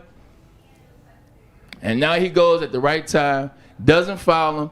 Ball on ball. Even Suggs knew not to complain. Even Suggs, like, in a play like this, guys are looking for. Yeah, you're right. All that crazy stuff they're looking for. He wanted to, but he knew he got his you-know-what block, clean block, and then you see my guy add a little bit of villainous behavior into his repertoire. He looked like that. you out He there. was talking that stuff last night. You see this right here? He's looking down. You know what he said. He had some choice words. I won't repeat them here. And then look at the crowd in the background. Look at the ref. I know. Look at the ref smile. Look at the ref. Look at the ref. Ryan, elite pause, bro. Look at that. Look at that right. Look at the ref smile. And then you see Cade right here. This is elite. You see everybody else. And then you see guys that have woken up, have awakened in the crowd. Shook. Look at the towel guy right here. Look at his mouth. Yeah. Can I just say one thing about the ref though? It looks like her mouth is open. That's a whistle. Yeah, I was gonna say the same thing. That wasn't the ref being like. I knew. No, she's still. I knew that though, but I was trying to. I'm sorry. You snitched. I'm sorry. I should sit back down. It's Sit all back good. Look at the bench though. Yeah, 100%. I'm looking for Braylon because his seats were right there. I'm on this side. Oh, I'm right I got you. Oh, all right. I'm right here. All right, hit play. Let's see what these other angles look like. But this is good to see though, because he's legitimately Suggs got up. Oh yeah. Like Suggs was up there. Like I'm telling you, like the bounce, the gather, Suggs did everything right. He just tried to dunk on the wrong person. That's the only thing he did wrong. He's got the arm bent. Like he really is trying to make this Woodward Sports top plays of the week. Like he's trying to make this number one. This is a posterizing moment like in Cade his is mind. actually, Cade actually put himself in a bad spot. Like that could have been bad. Just look where he is. Look where he is. This almost a bad spot. Keyword almost. Hit play. He's elevating here. It's amazing how much higher he's going to get here. But see what Cade did that was smart. Cade jumped when he knows he's going to get up as he's coming down. So it met. He jumped first. Cade's taller. Jumped second. And Cade's going up when he's coming down. That's when they met. Yeah. Like that's the science behind hit play. Like see now. See he's coming down. And Cade's still going up. Wow. Because when Cade blocks it, Cade is now above him. So that's called timing. Like that's a hell of a time play. He had the attitude behind it. Let's just look at this. Oh, and no foul. That's no foul. Fingers touch the ball. That's a hell of a play. Yeah, they that both is up a there. great play. Yeah. I wish this was like the old school arenas with the smoke. Yeah. This would have been one of those pictures. Yeah. It's like one arena league that has it. I can't remember. I think it's in Portland. I don't know, but here's what I do know. Cade Cunningham's line is really impressive. 30 points, 10 assists, 6 rebounds. Look, I just love the look. 3 assists. Can't believe you tried to dunk on 3 steals, I should say. 3 blocks, but maybe more important. I don't know if you're into plus or minus. Oh. Plus 27. Can we see Braylon? Zero. I was just going to say 0 turnovers. Yeah, it's the first time ever, was it? They said that? It's the first time I don't know. I think it's the first time anyone has ever had the 30 points and had the additional line associated with it, the 10, 6, 3, and 3, and the 0 turnovers. I don't know if it's the first time he's ever had 0 turnovers. I would hope it wouldn't be. But, yeah, I mean, that's a really impressive – that might be one of the greatest lines that he'll ever produce. Against a former number 1 overall pick in Paulo Banchero and against Jalen Suggs in his draft class. Yeah. And against a squad You're that right there? teams are saying they're going to be pitted up against. That's you? Yeah, I don't. He doesn't match up with Banchero though. When we all had our Woodward Sports chat, different positions. Yeah, they're different positions. Yeah. People were upset because in our chat, I'm not saying this is how the fans felt, but Banchero was at the free throw line so frequently, and he had 17 takes there, only hit 10 by the way. But I said to myself, wait a minute, and this is going on while we're at the game. Like, everybody, I mean, he plays a different game than Cade Cunningham. Just because they're the biggest names on each team doesn't mean they match up. Yeah. Well, they always compare the former number 1 overall picks. They always say, which one would you start your franchise around? Yes. So that is going to be a draw. And that's what I fair. do look at. It is I look fair. At that. It is fair. That question's always been fair. Before I forget, Mom threw out a movie. Appreciate you for watching the show always. The Sixth Sense. I was going to ask you about The that. Sixth Sense. Because when I first watched that, that threw me. When I found out, I'm like, whoa, I didn't expect. If I told you, you wouldn't believe me. If I told you my Sixth Sense story, I guarantee you wouldn't believe me. Well, now you have to tell it. See, but that's why I said that. Because I wanted to tell you. So when Sixth Sense came out, we were at a track trip. So it's like in the summer, we're doing track. My dad make sure all the kids were good. Like we'd always do an event during these track meets. I believe this particular one was in Lexington, Kentucky. I want to say it was at UK. And we go to see The Sixth Sense. Wow, your dad takes you to scary movies? All these young kids, scary movies? Come on, Stan. I was a senior in high school, so I wasn't young. But I'm just kidding. I'm like, The Sixth Sense? It had one scene that I think shook people back in the day. I think it was in like... The girl? Yeah. The little girl? The little girl. So we're in the theater. Movie is just starting. Not just starting, but it got to the point in the hospital. Mm-hmm. I legitimately leaned over to Rico Jenkins, who's one of the parents. Love Rico to death. His daughter Fallon and Ian, his kids ran for the track team, developed a really good relationship with my dad and I. I leaned over to him. I was like, he's dead. I swear, I leaned over and said he's dead. Everybody that was next to us said, shut up. All right, my bad. Didn't say nothing the rest of the movie. What made you say that? Because they kept, like, I pay attention to things. They were zooming in as he's legitimately telling. Like, when you watch it and you start to pay attention to little things, I'm like, I haven't seen that yet. I haven't seen that yet. I didn't get it until he was sitting down with his ex-wife at the dinner table. Oh, at the end? Yeah, near the end. And you start seeing she's cold. Where she's signing the check. Yeah. At the restaurant. And I'm like, come on. He tries to grab him. She takes it real quick. Yeah. You start to see. Yeah. I'm like, something's odd about this, right? We got to the end. Like, everybody's like, you've seen the movie. I was like, it's legitimately Friday. Yeah. The movie just came out today. Yeah. So where the hell did I see it at? Yeah, yeah. So I called Sixth Sense probably like 20 minutes in. That's a good one. Yeah. Really good one. Good one, Mom. That's good. Way to go. I appreciate that. I'm proud that your mom's watching. I'm sure she watched a little bit of the Pistons game last night to see you. We'll get to some super chats. All right. We got to do that. We got to get to some super chats for sure. But there's some other things that we wanted to talk about. Really good breakdown, by the way. But speaking of basketball, it was quick. Charles Barkley said something. I think it was last night on ESPN. I love that TNT show is now on ESPN. And I love that those guys are still together. Does that have the same feel? No, it does not. Okay. But their banter is excellent. It really is one of the most popular sports shows pre or post ever. Yeah. And Ernie Johnson's dry. He does a good job with it. Shaquille O'Neal's dry. I love how they poke fun at one another. You could tell that they're kind of fun. They're different than when they played. That's for sure. Although I didn't cover really Kenny Smith that much, but Charles Barkley's different than when he played, obviously. One thing I learned about watching this show, the Inside NBA, it's been amazing for years. NBA on TNT, now ESPN. It's been amazing for years. I didn't realize like superstars are that insecure.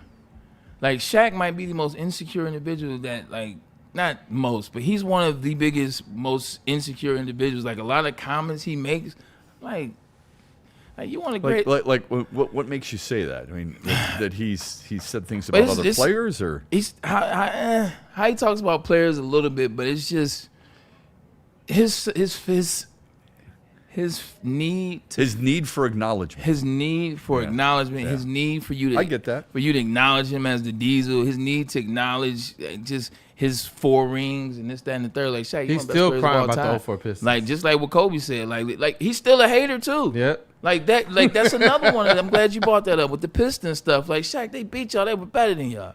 Like let that go. But he's just very. Well, I do the same thing. I mean, I'll call myself out. I do the same thing about the Bulls, for crying out loud. If you're playing, and I didn't play in it, okay? Right. So if you're playing in it, you do it about the Browns. In terms of what? In terms of hating on them. I don't hate on them. Like, see, that's the problem. I tell the truth. Like me telling facts is the truth. Okay, so that's a bad example then. You're yeah, probably like right. You guys getting reverse swept. Like that's not if this. Yeah, no, y'all got beat. They were better than y'all. Absolutely. It was 2 teams that scored 100 on them that season. Y'all weren't gonna beat them. Yeah. Unfortunately, he just doesn't realize that. That's a good point. So bad example, but I call myself out because I hate on people who have ruined my teams instead of just saying, you know what, they were better. Yeah. Damn Devils in 1995. I mean, they were better. Sweet. Okay, that's the way it goes. I won't say it about LeBron in 06. I'm not doing it. I just think when you're at a different caliber, like you're above the BS. Agreed. Like once you get to top 10 all time, and some people think Shaq's top 4 all time, and that's fine. It's wrong, but it's fine. Once you get to top 10, like you don't have time to argue with P.I. Because you legitimately Eagles fly way the hell up here. Yeah. You don't have time to come down to what pigeons are doing and all that. You're way up there. So the fact that you're that good, you have that much, you've done that much, and you still feel the need to. It is odd. I hear you. I get a tinge of that too when I'm watching. And by the way, if he's the eagle and we're all the crows, just take it higher and higher, and the crow will run out of air. And that's what eagles do with crows. But not that we need that from National Geographic. But he is funny. Yeah. And Charles Barkley is funny too. Look, those guys do more. Those guys and Peyton Manning, they do more commercials than they did when they were playing, for crying out loud. It seems like. But Barkley said something pretty interesting on coaching back when he played and compared to the way it is now. We'll have that when we come back. But first, let me tell you about Les Stanford. Les Stanford is there for you. Good music. Les Stanford is there for you with great deals. Look at these deals. Shout out, yeah. The Equinox EV, $229 a month plus tax. Hell of a deal. If you're trying to save some money, it's a hell of a deal. How about the Lyric, $489 a month plus tax? Really sharp. And then, of course, if you want to show off, you've got the 2025 EV SUT Hummer, $599 plus tax per month. All of it right there at Les Stanford. They'll take care of you. Their inventory is massive, and their website works. LesStanford.com. Jack's Car Wash is the best car wash in the state, and what you want to do is you want to set yourself up with the unlimited plan. The unlimited plan, $29.99 a month. It gives you access to all the locations, which are 40 around the great state of Michigan. Free vacuums, free compressed air, free mat cleaning rooms. It's important to have the unlimited plan for the rain, for things you spill in the car, or if you spill some gas in the back of your hatchback. And now I need it cleaned out. Guess what? I'm headed to Jack's Car Wash after the show to make sure I get that done. We'll get you a free car wash. Text WSN to 888-522-1729. Jack's Car Wash is the spot for clean, super clean car washes. Pull up on us today. Haircuts for men, and claim your throne for a king's treatment from one of our talented stylists. Open 7 days a week. Walk in anytime. Just get to a Lady Jane's today and receive a precision haircut, scalp massage, hot lather neck shave, and a hot towel treatment. A haircut should not be a chore. It should be an experience. And that's exactly what Lady Jane's has to offer. Open 7 days a week. Walk-ins are always welcome. There's always a location near you. Lady Jane's Haircuts for Men. It's wicked awesome. Planet Fitness now has even more best-in-class strength equipment. Join today for $1 down and save. We're stepping it up. We're not slowing down. Finding new face, new focus. Love that new equipment smell. So, you in? Join the club today. Save when you join for just $1 down, $15 a month. Planet Fitness. We're all strong on this planet.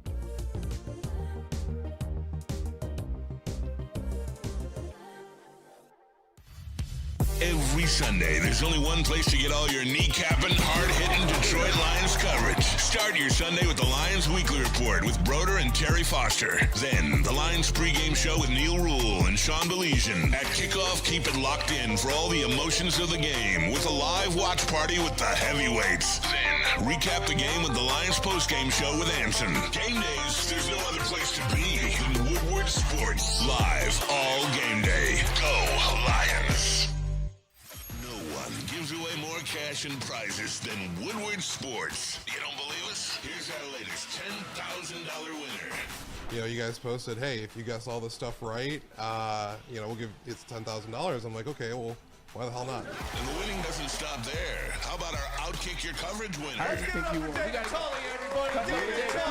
This guy's got a hot girl. Bigger prizes, bigger giveaways, cash, merch, tickets, and more. All from the biggest sports network in Detroit. No one does it bigger and better than Woodward Sports. Make sure you're following, liking, subscribing on Instagram, Facebook, X, and YouTube for your chances to share in the winning. From Detroit's #1 sports network, Woodward Sports.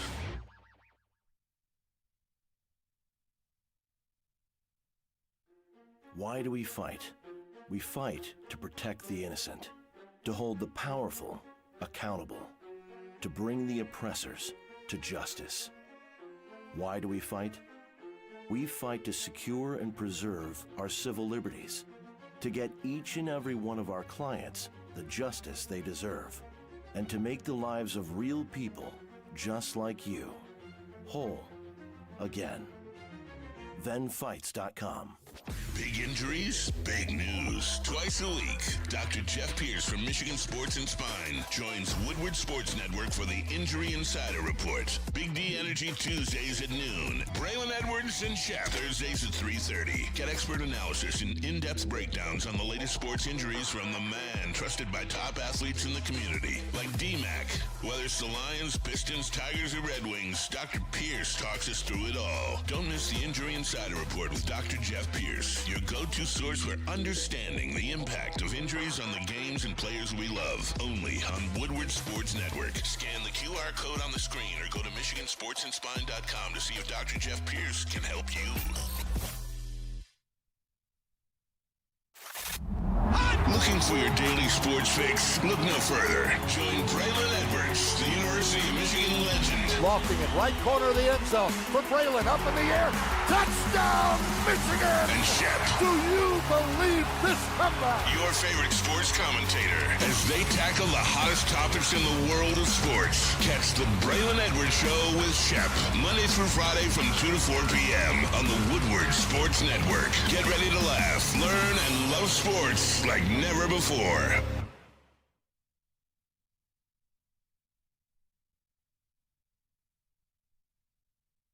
You know how some things are so good they should be world famous, but they're not?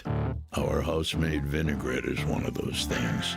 And the antipasto salad, we drizzle it over. Same with our hand-battered chicken tenders. Original recipe soups and pasta sauces. It's almost as if our original, world-famous Detroit-style pizza is mocking them. And that's not very nice.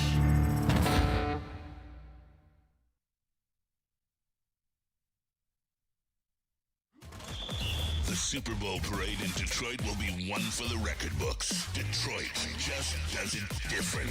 Woodward Sports, your official Super Bowl or Bust Lions network.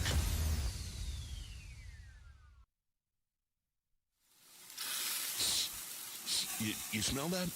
That's Brad Holmes cooking. And the off-season smells good. Woodward Sports. Head to woodwardsports.com and click on Shop. Get the latest in Detroit sports apparel and exclusive Woodward Sports gear. Woodwardsports.com can get the whole team outfitted. Love the Pistons, Red Wings, and Tigers? We got something for you, too. Shop online at woodwardsports.com. If you are looking for the ultimate pickleball experience, you got to check out Wicked Pickle. It is Metro Detroit's hottest indoor pickleball spot. They have 10 climate-controlled courts, daily open play for all levels, and chill lounge with TVs, ping pongs, and cold drinks. It's always game on, rain or shine. And for me, you guys already know that daily open play for all levels. Ryan, we got this, bro. We got this. Hey, I'm not good. If you're throwing a team party or a party or a team event, They do host groups from 10 to 200 people.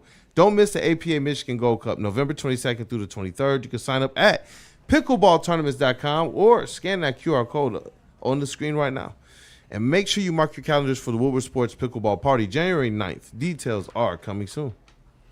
Yeah, and after that pickleball tournament, you can head over to Massage Chair House to upgrade your relaxation game and your recovery game after pickleball. Check out the Massage Chair House in Bloomfield Hills, Michigan, the largest massage chair showroom in the Midwest, located near the corner of Woodward and Long Lake Road. Experience luxury comfort with Dr. Eric Duncan, the wellness doc, and the creator of the top YouTube massage chair review channel. Book a visit at www.massagechairhouse.com or scan that QR code on your screen. Massage Chair House, your ticket to ultimate recovery and relaxation. And we back. Welcome back in, Shep. Yeah. I had a. Oh, there it is. Pickleball. Is this a sport that you've played? I have not. Okay, same. Is this a sport that you will play? I will not. Same. Yeah. Same. Like I understand the craze, and I feel like if pickleball would have came out maybe like right when I retired, when I was 32, 31 or so, I would have probably played it, enjoyed it, played it at a high level. Y'all are golfers. My problem is, the competition level as an athlete. Like, I can't play pickleball and just go in there and just, right. No, if I go in there, I'm gonna try to compete at the highest level. Oh, you can play. There's no question. You're right. I'm not gonna hurt myself because right. I understand. If I put myself in a situation, I'm not chilling. Like, I'm going to be playing like I'm Andre Agassi or Arthur Ashe, and legitimately I'm a pop an Achilles, and then I have to come to work in a boot and explain how I tore my Achilles playing pickleball. It's the same reason. That's why I don't hoop anymore. I don't do any of that. Like, I golf, I do cardio, I lift some weights, Planet Fitness where fitness is essential, and that's it. I walk. Yeah. Look, 100%. I do the same thing. I golf. I play darts. I play billiards. That's about it. And cards. I would pop something. Now I've got friends. I want to get into softball. I've got a buddy who plays hard pitch or fast pitch baseball. Nope, actually, nope. I'll pass. Believe it or not, a couple of friends who do that. But I can hit scuba though. Remember? Yeah, of course, just stand in there. I do have some friends who play pickleball and can't get enough of it. I mean, they are maniacal about it. As a matter of fact, remember I told you about that trip I went down to Florida and played some golf with some friends? Yeah. Two of them are maniacal about pickleball, and they were looking for a place where they could play. Of course, we played 36 holes every day, so that took that right out of it. But, yeah, they swear by it. They love pickleball. And it's never going away.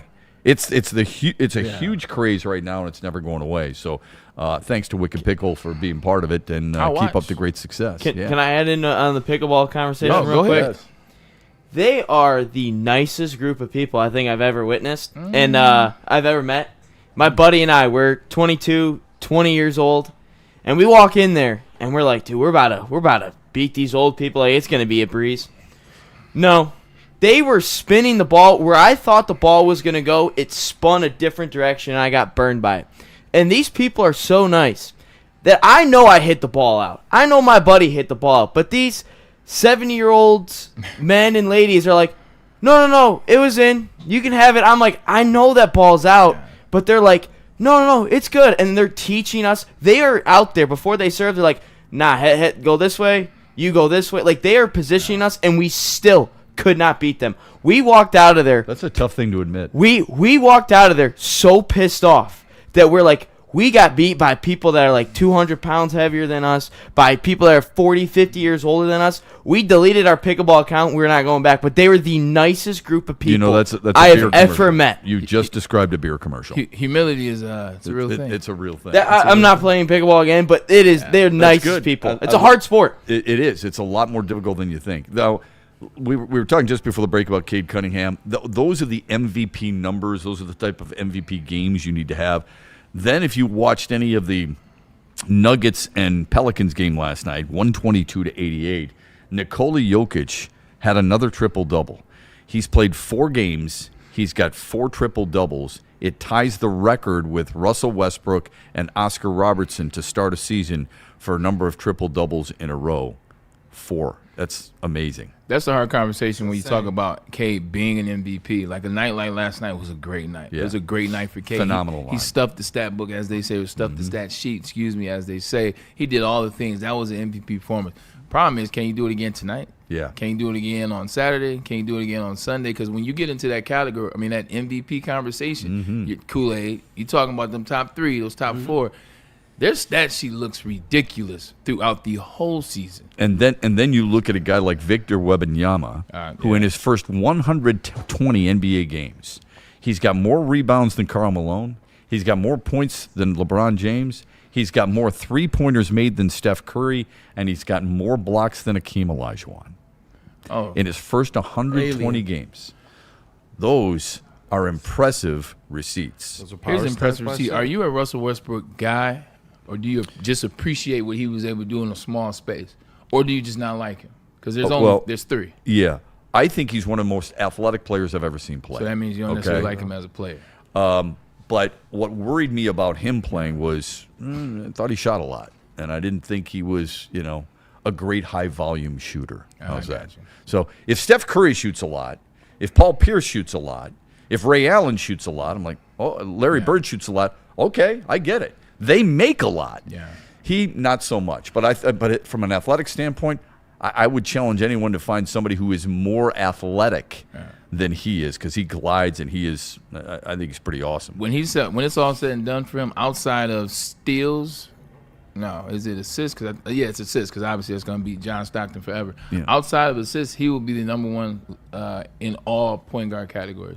Over 27,000 points. Like, he's number 1. He'll be number 1 in every statistical. Not three-pointers made, because that's Steph Curry. And technically, Steph wasn't a PG, but that's fine. And 3-pointers made. He'll be number 1 in every single category. Like, where's the respect level for him?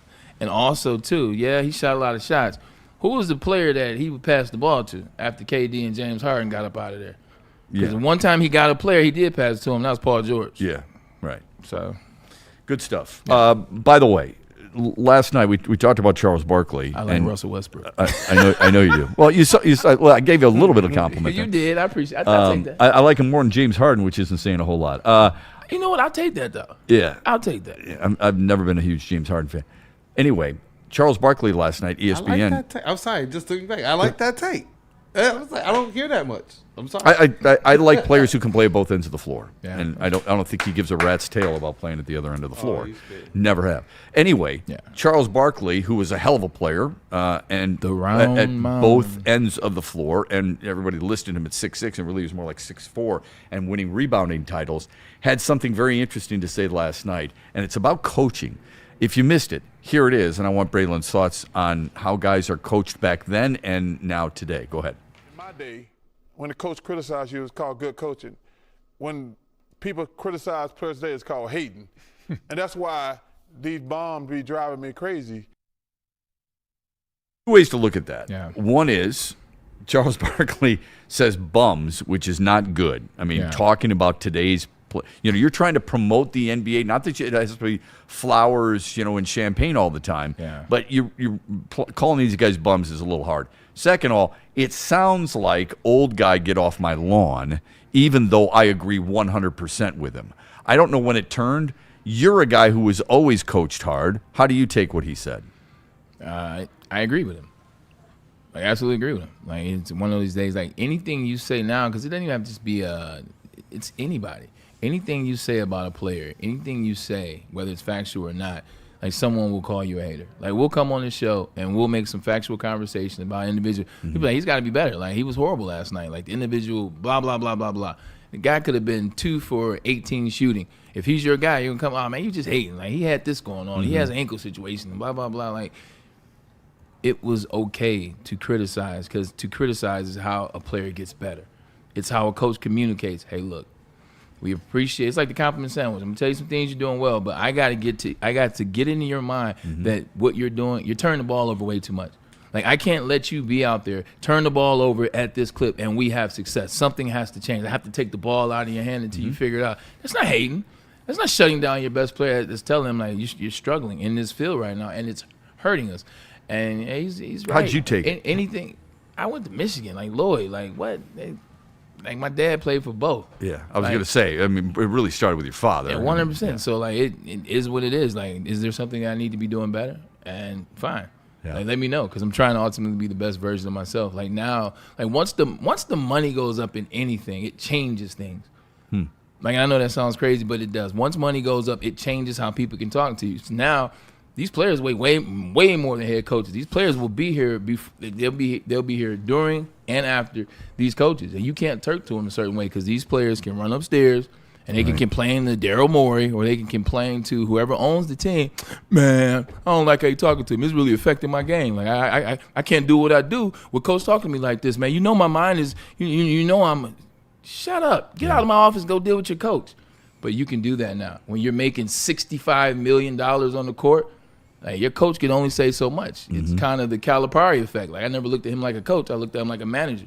When you're managing all these McDonald's All-Americans, when you're managing guys that could, before transfer portal, we'll leave.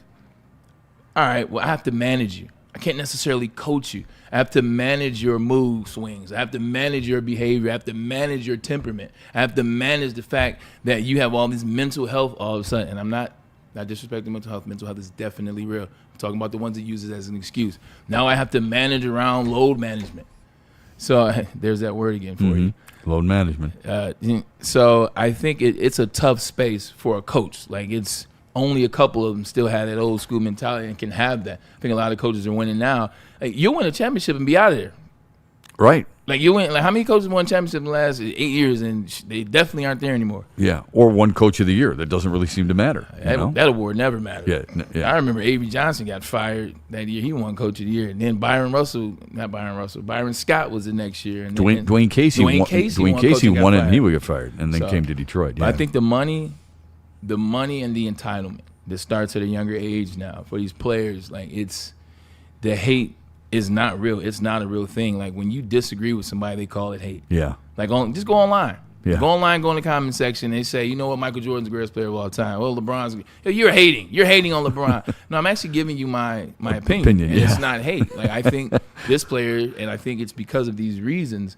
And anything you say about a player, it's perceived now as hate, and that's just unfortunate because you're allowing that temperament to grow worse and worse and worse and worse. Yeah. Somebody in the chat said, "Hey, listen, we used to get slapped in the head by our coaches at 8 years old when we played Little League football, PAL football." Yeah. Yes, at PAL. I played for the West Side Cubs. Everybody knows about it. And I started with the West Side Cougars. The coach that I had for the Cougars, like, grown men would not be able to take the things that he would say to us. Like, I heard some things. I had to go home to my parents like, hey, what's this mean? Hey, what is this? Don't be saying that, right? Exactly. Yeah. And well, that's what Coach said. But the parents weren't going back to Mumford and to tell Coach Haddon, hey, don't talk to my son like that. That's right. It was like, this is what it means. Don't say it. Now go Therein do lies the homework. problem. It's the parents more than anything else. I remember my senior year, I was a 4th and goal. I did a play action, walked into the end zone, raised the ball at the 4-yard line. Nobody was touching me. Okay, Deshaun. It was. Well, I didn't drop it, and so I hold for the extra point. I get to the sideline thinking, hey, it's going to be an attaboy. Yeah.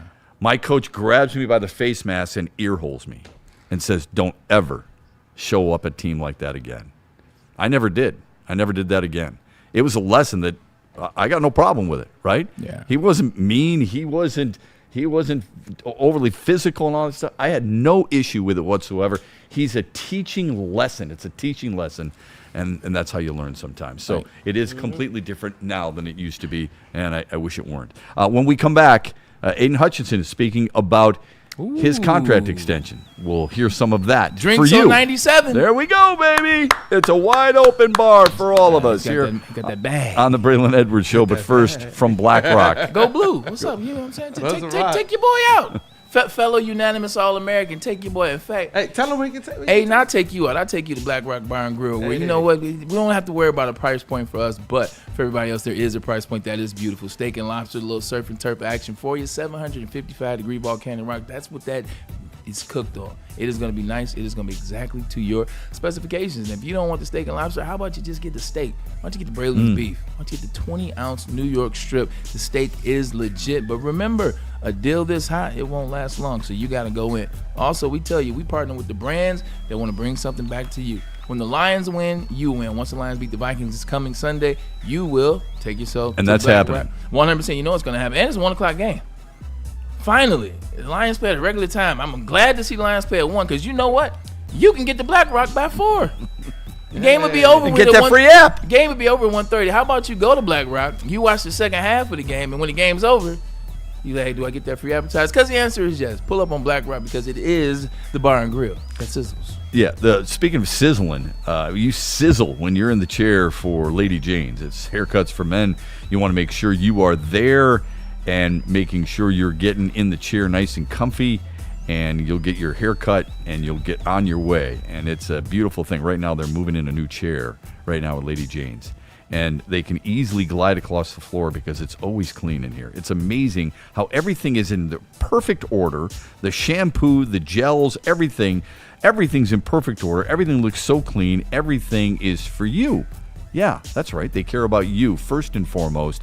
Come in, sign in, and before you know it, you're handsome, you're clean, and you are Lady Jane haircuts for men. Wicked awesome. Walk in anytime. Hunting season is almost here, Detroit, and your Lions are on the prowl. Make sure you're locked into Woodward Sports for all the Dan Campbell reactions, Jared Goff touchdowns, Amon-Ra first downs, Penny pancakes, Kirby picks, Gibbs big plays, and of course, Jack Fox's leg. Stay locked in on all your Lions coverage right here on Detroit's #1 sports network, Woodward Sports. Injuries, big news. Twice a week, Dr. Jeff Pierce from Michigan Sports and Spine joins Woodward Sports Network for the Injury Insider Report. Big D Energy Tuesdays at noon. Braylon Edwards and Shep Thursdays at 3:30. Get expert analysis and in-depth breakdowns on the latest sports injuries from the man trusted by top athletes in the community, like D-Mac. Whether it's the Lions, Pistons, Tigers, or Red Wings, Dr. Pierce talks us through it all. Don't miss the Injury Insider Report with Dr. Jeff Pierce, your go-to source for understanding the impact of injuries on the games and players we love. Only on Woodward Sports Network. Scan the QR code on the screen or go to MichiganSportsandSpine.com to see if Dr. Jeff Pierce can help you.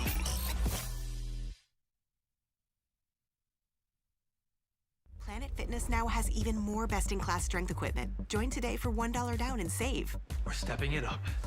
We're not slowing down. Finding new face. New focus. Love that new equipment smell. So, you in? Join the club today. Save when you join for just $1 down, $15 a month. Planet Fitness. We're all strong on this planet.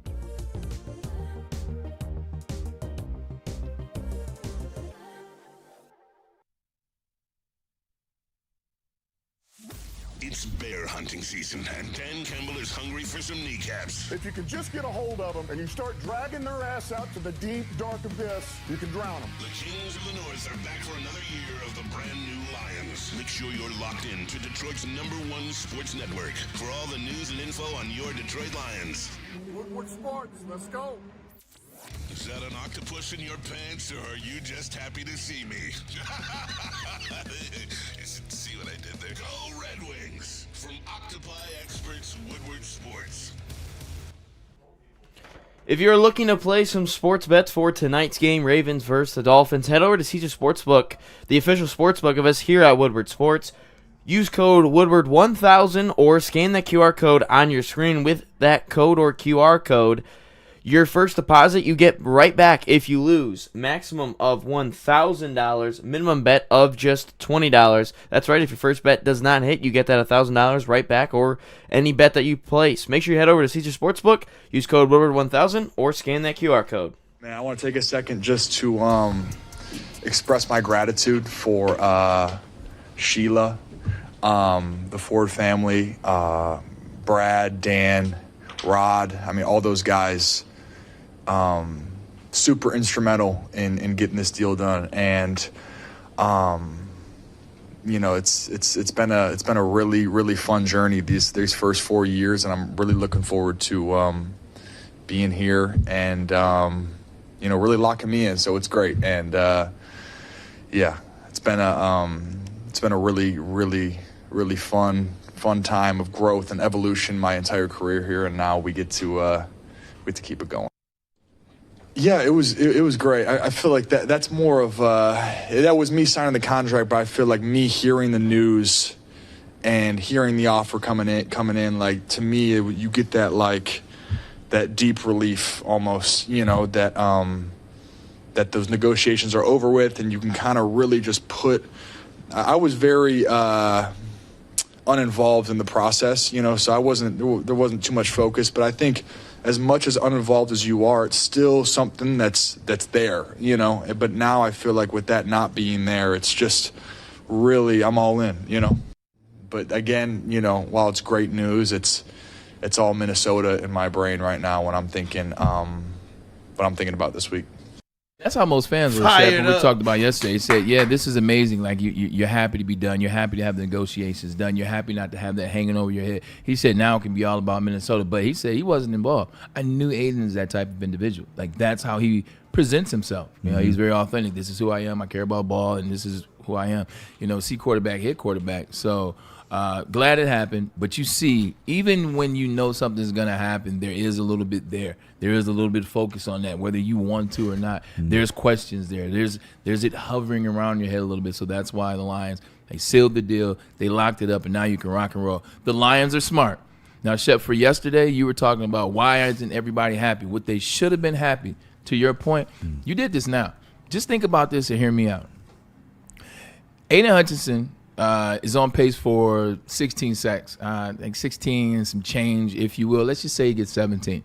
If he has 17 sacks in 7 games on top of the 7.5 sacks that he had last year in 6 games, do the math on that. So now that's 23 sacks? That'd be 23.5 sacks in 22 games. Or 22. So you'll be a sack and a half ahead of that pace.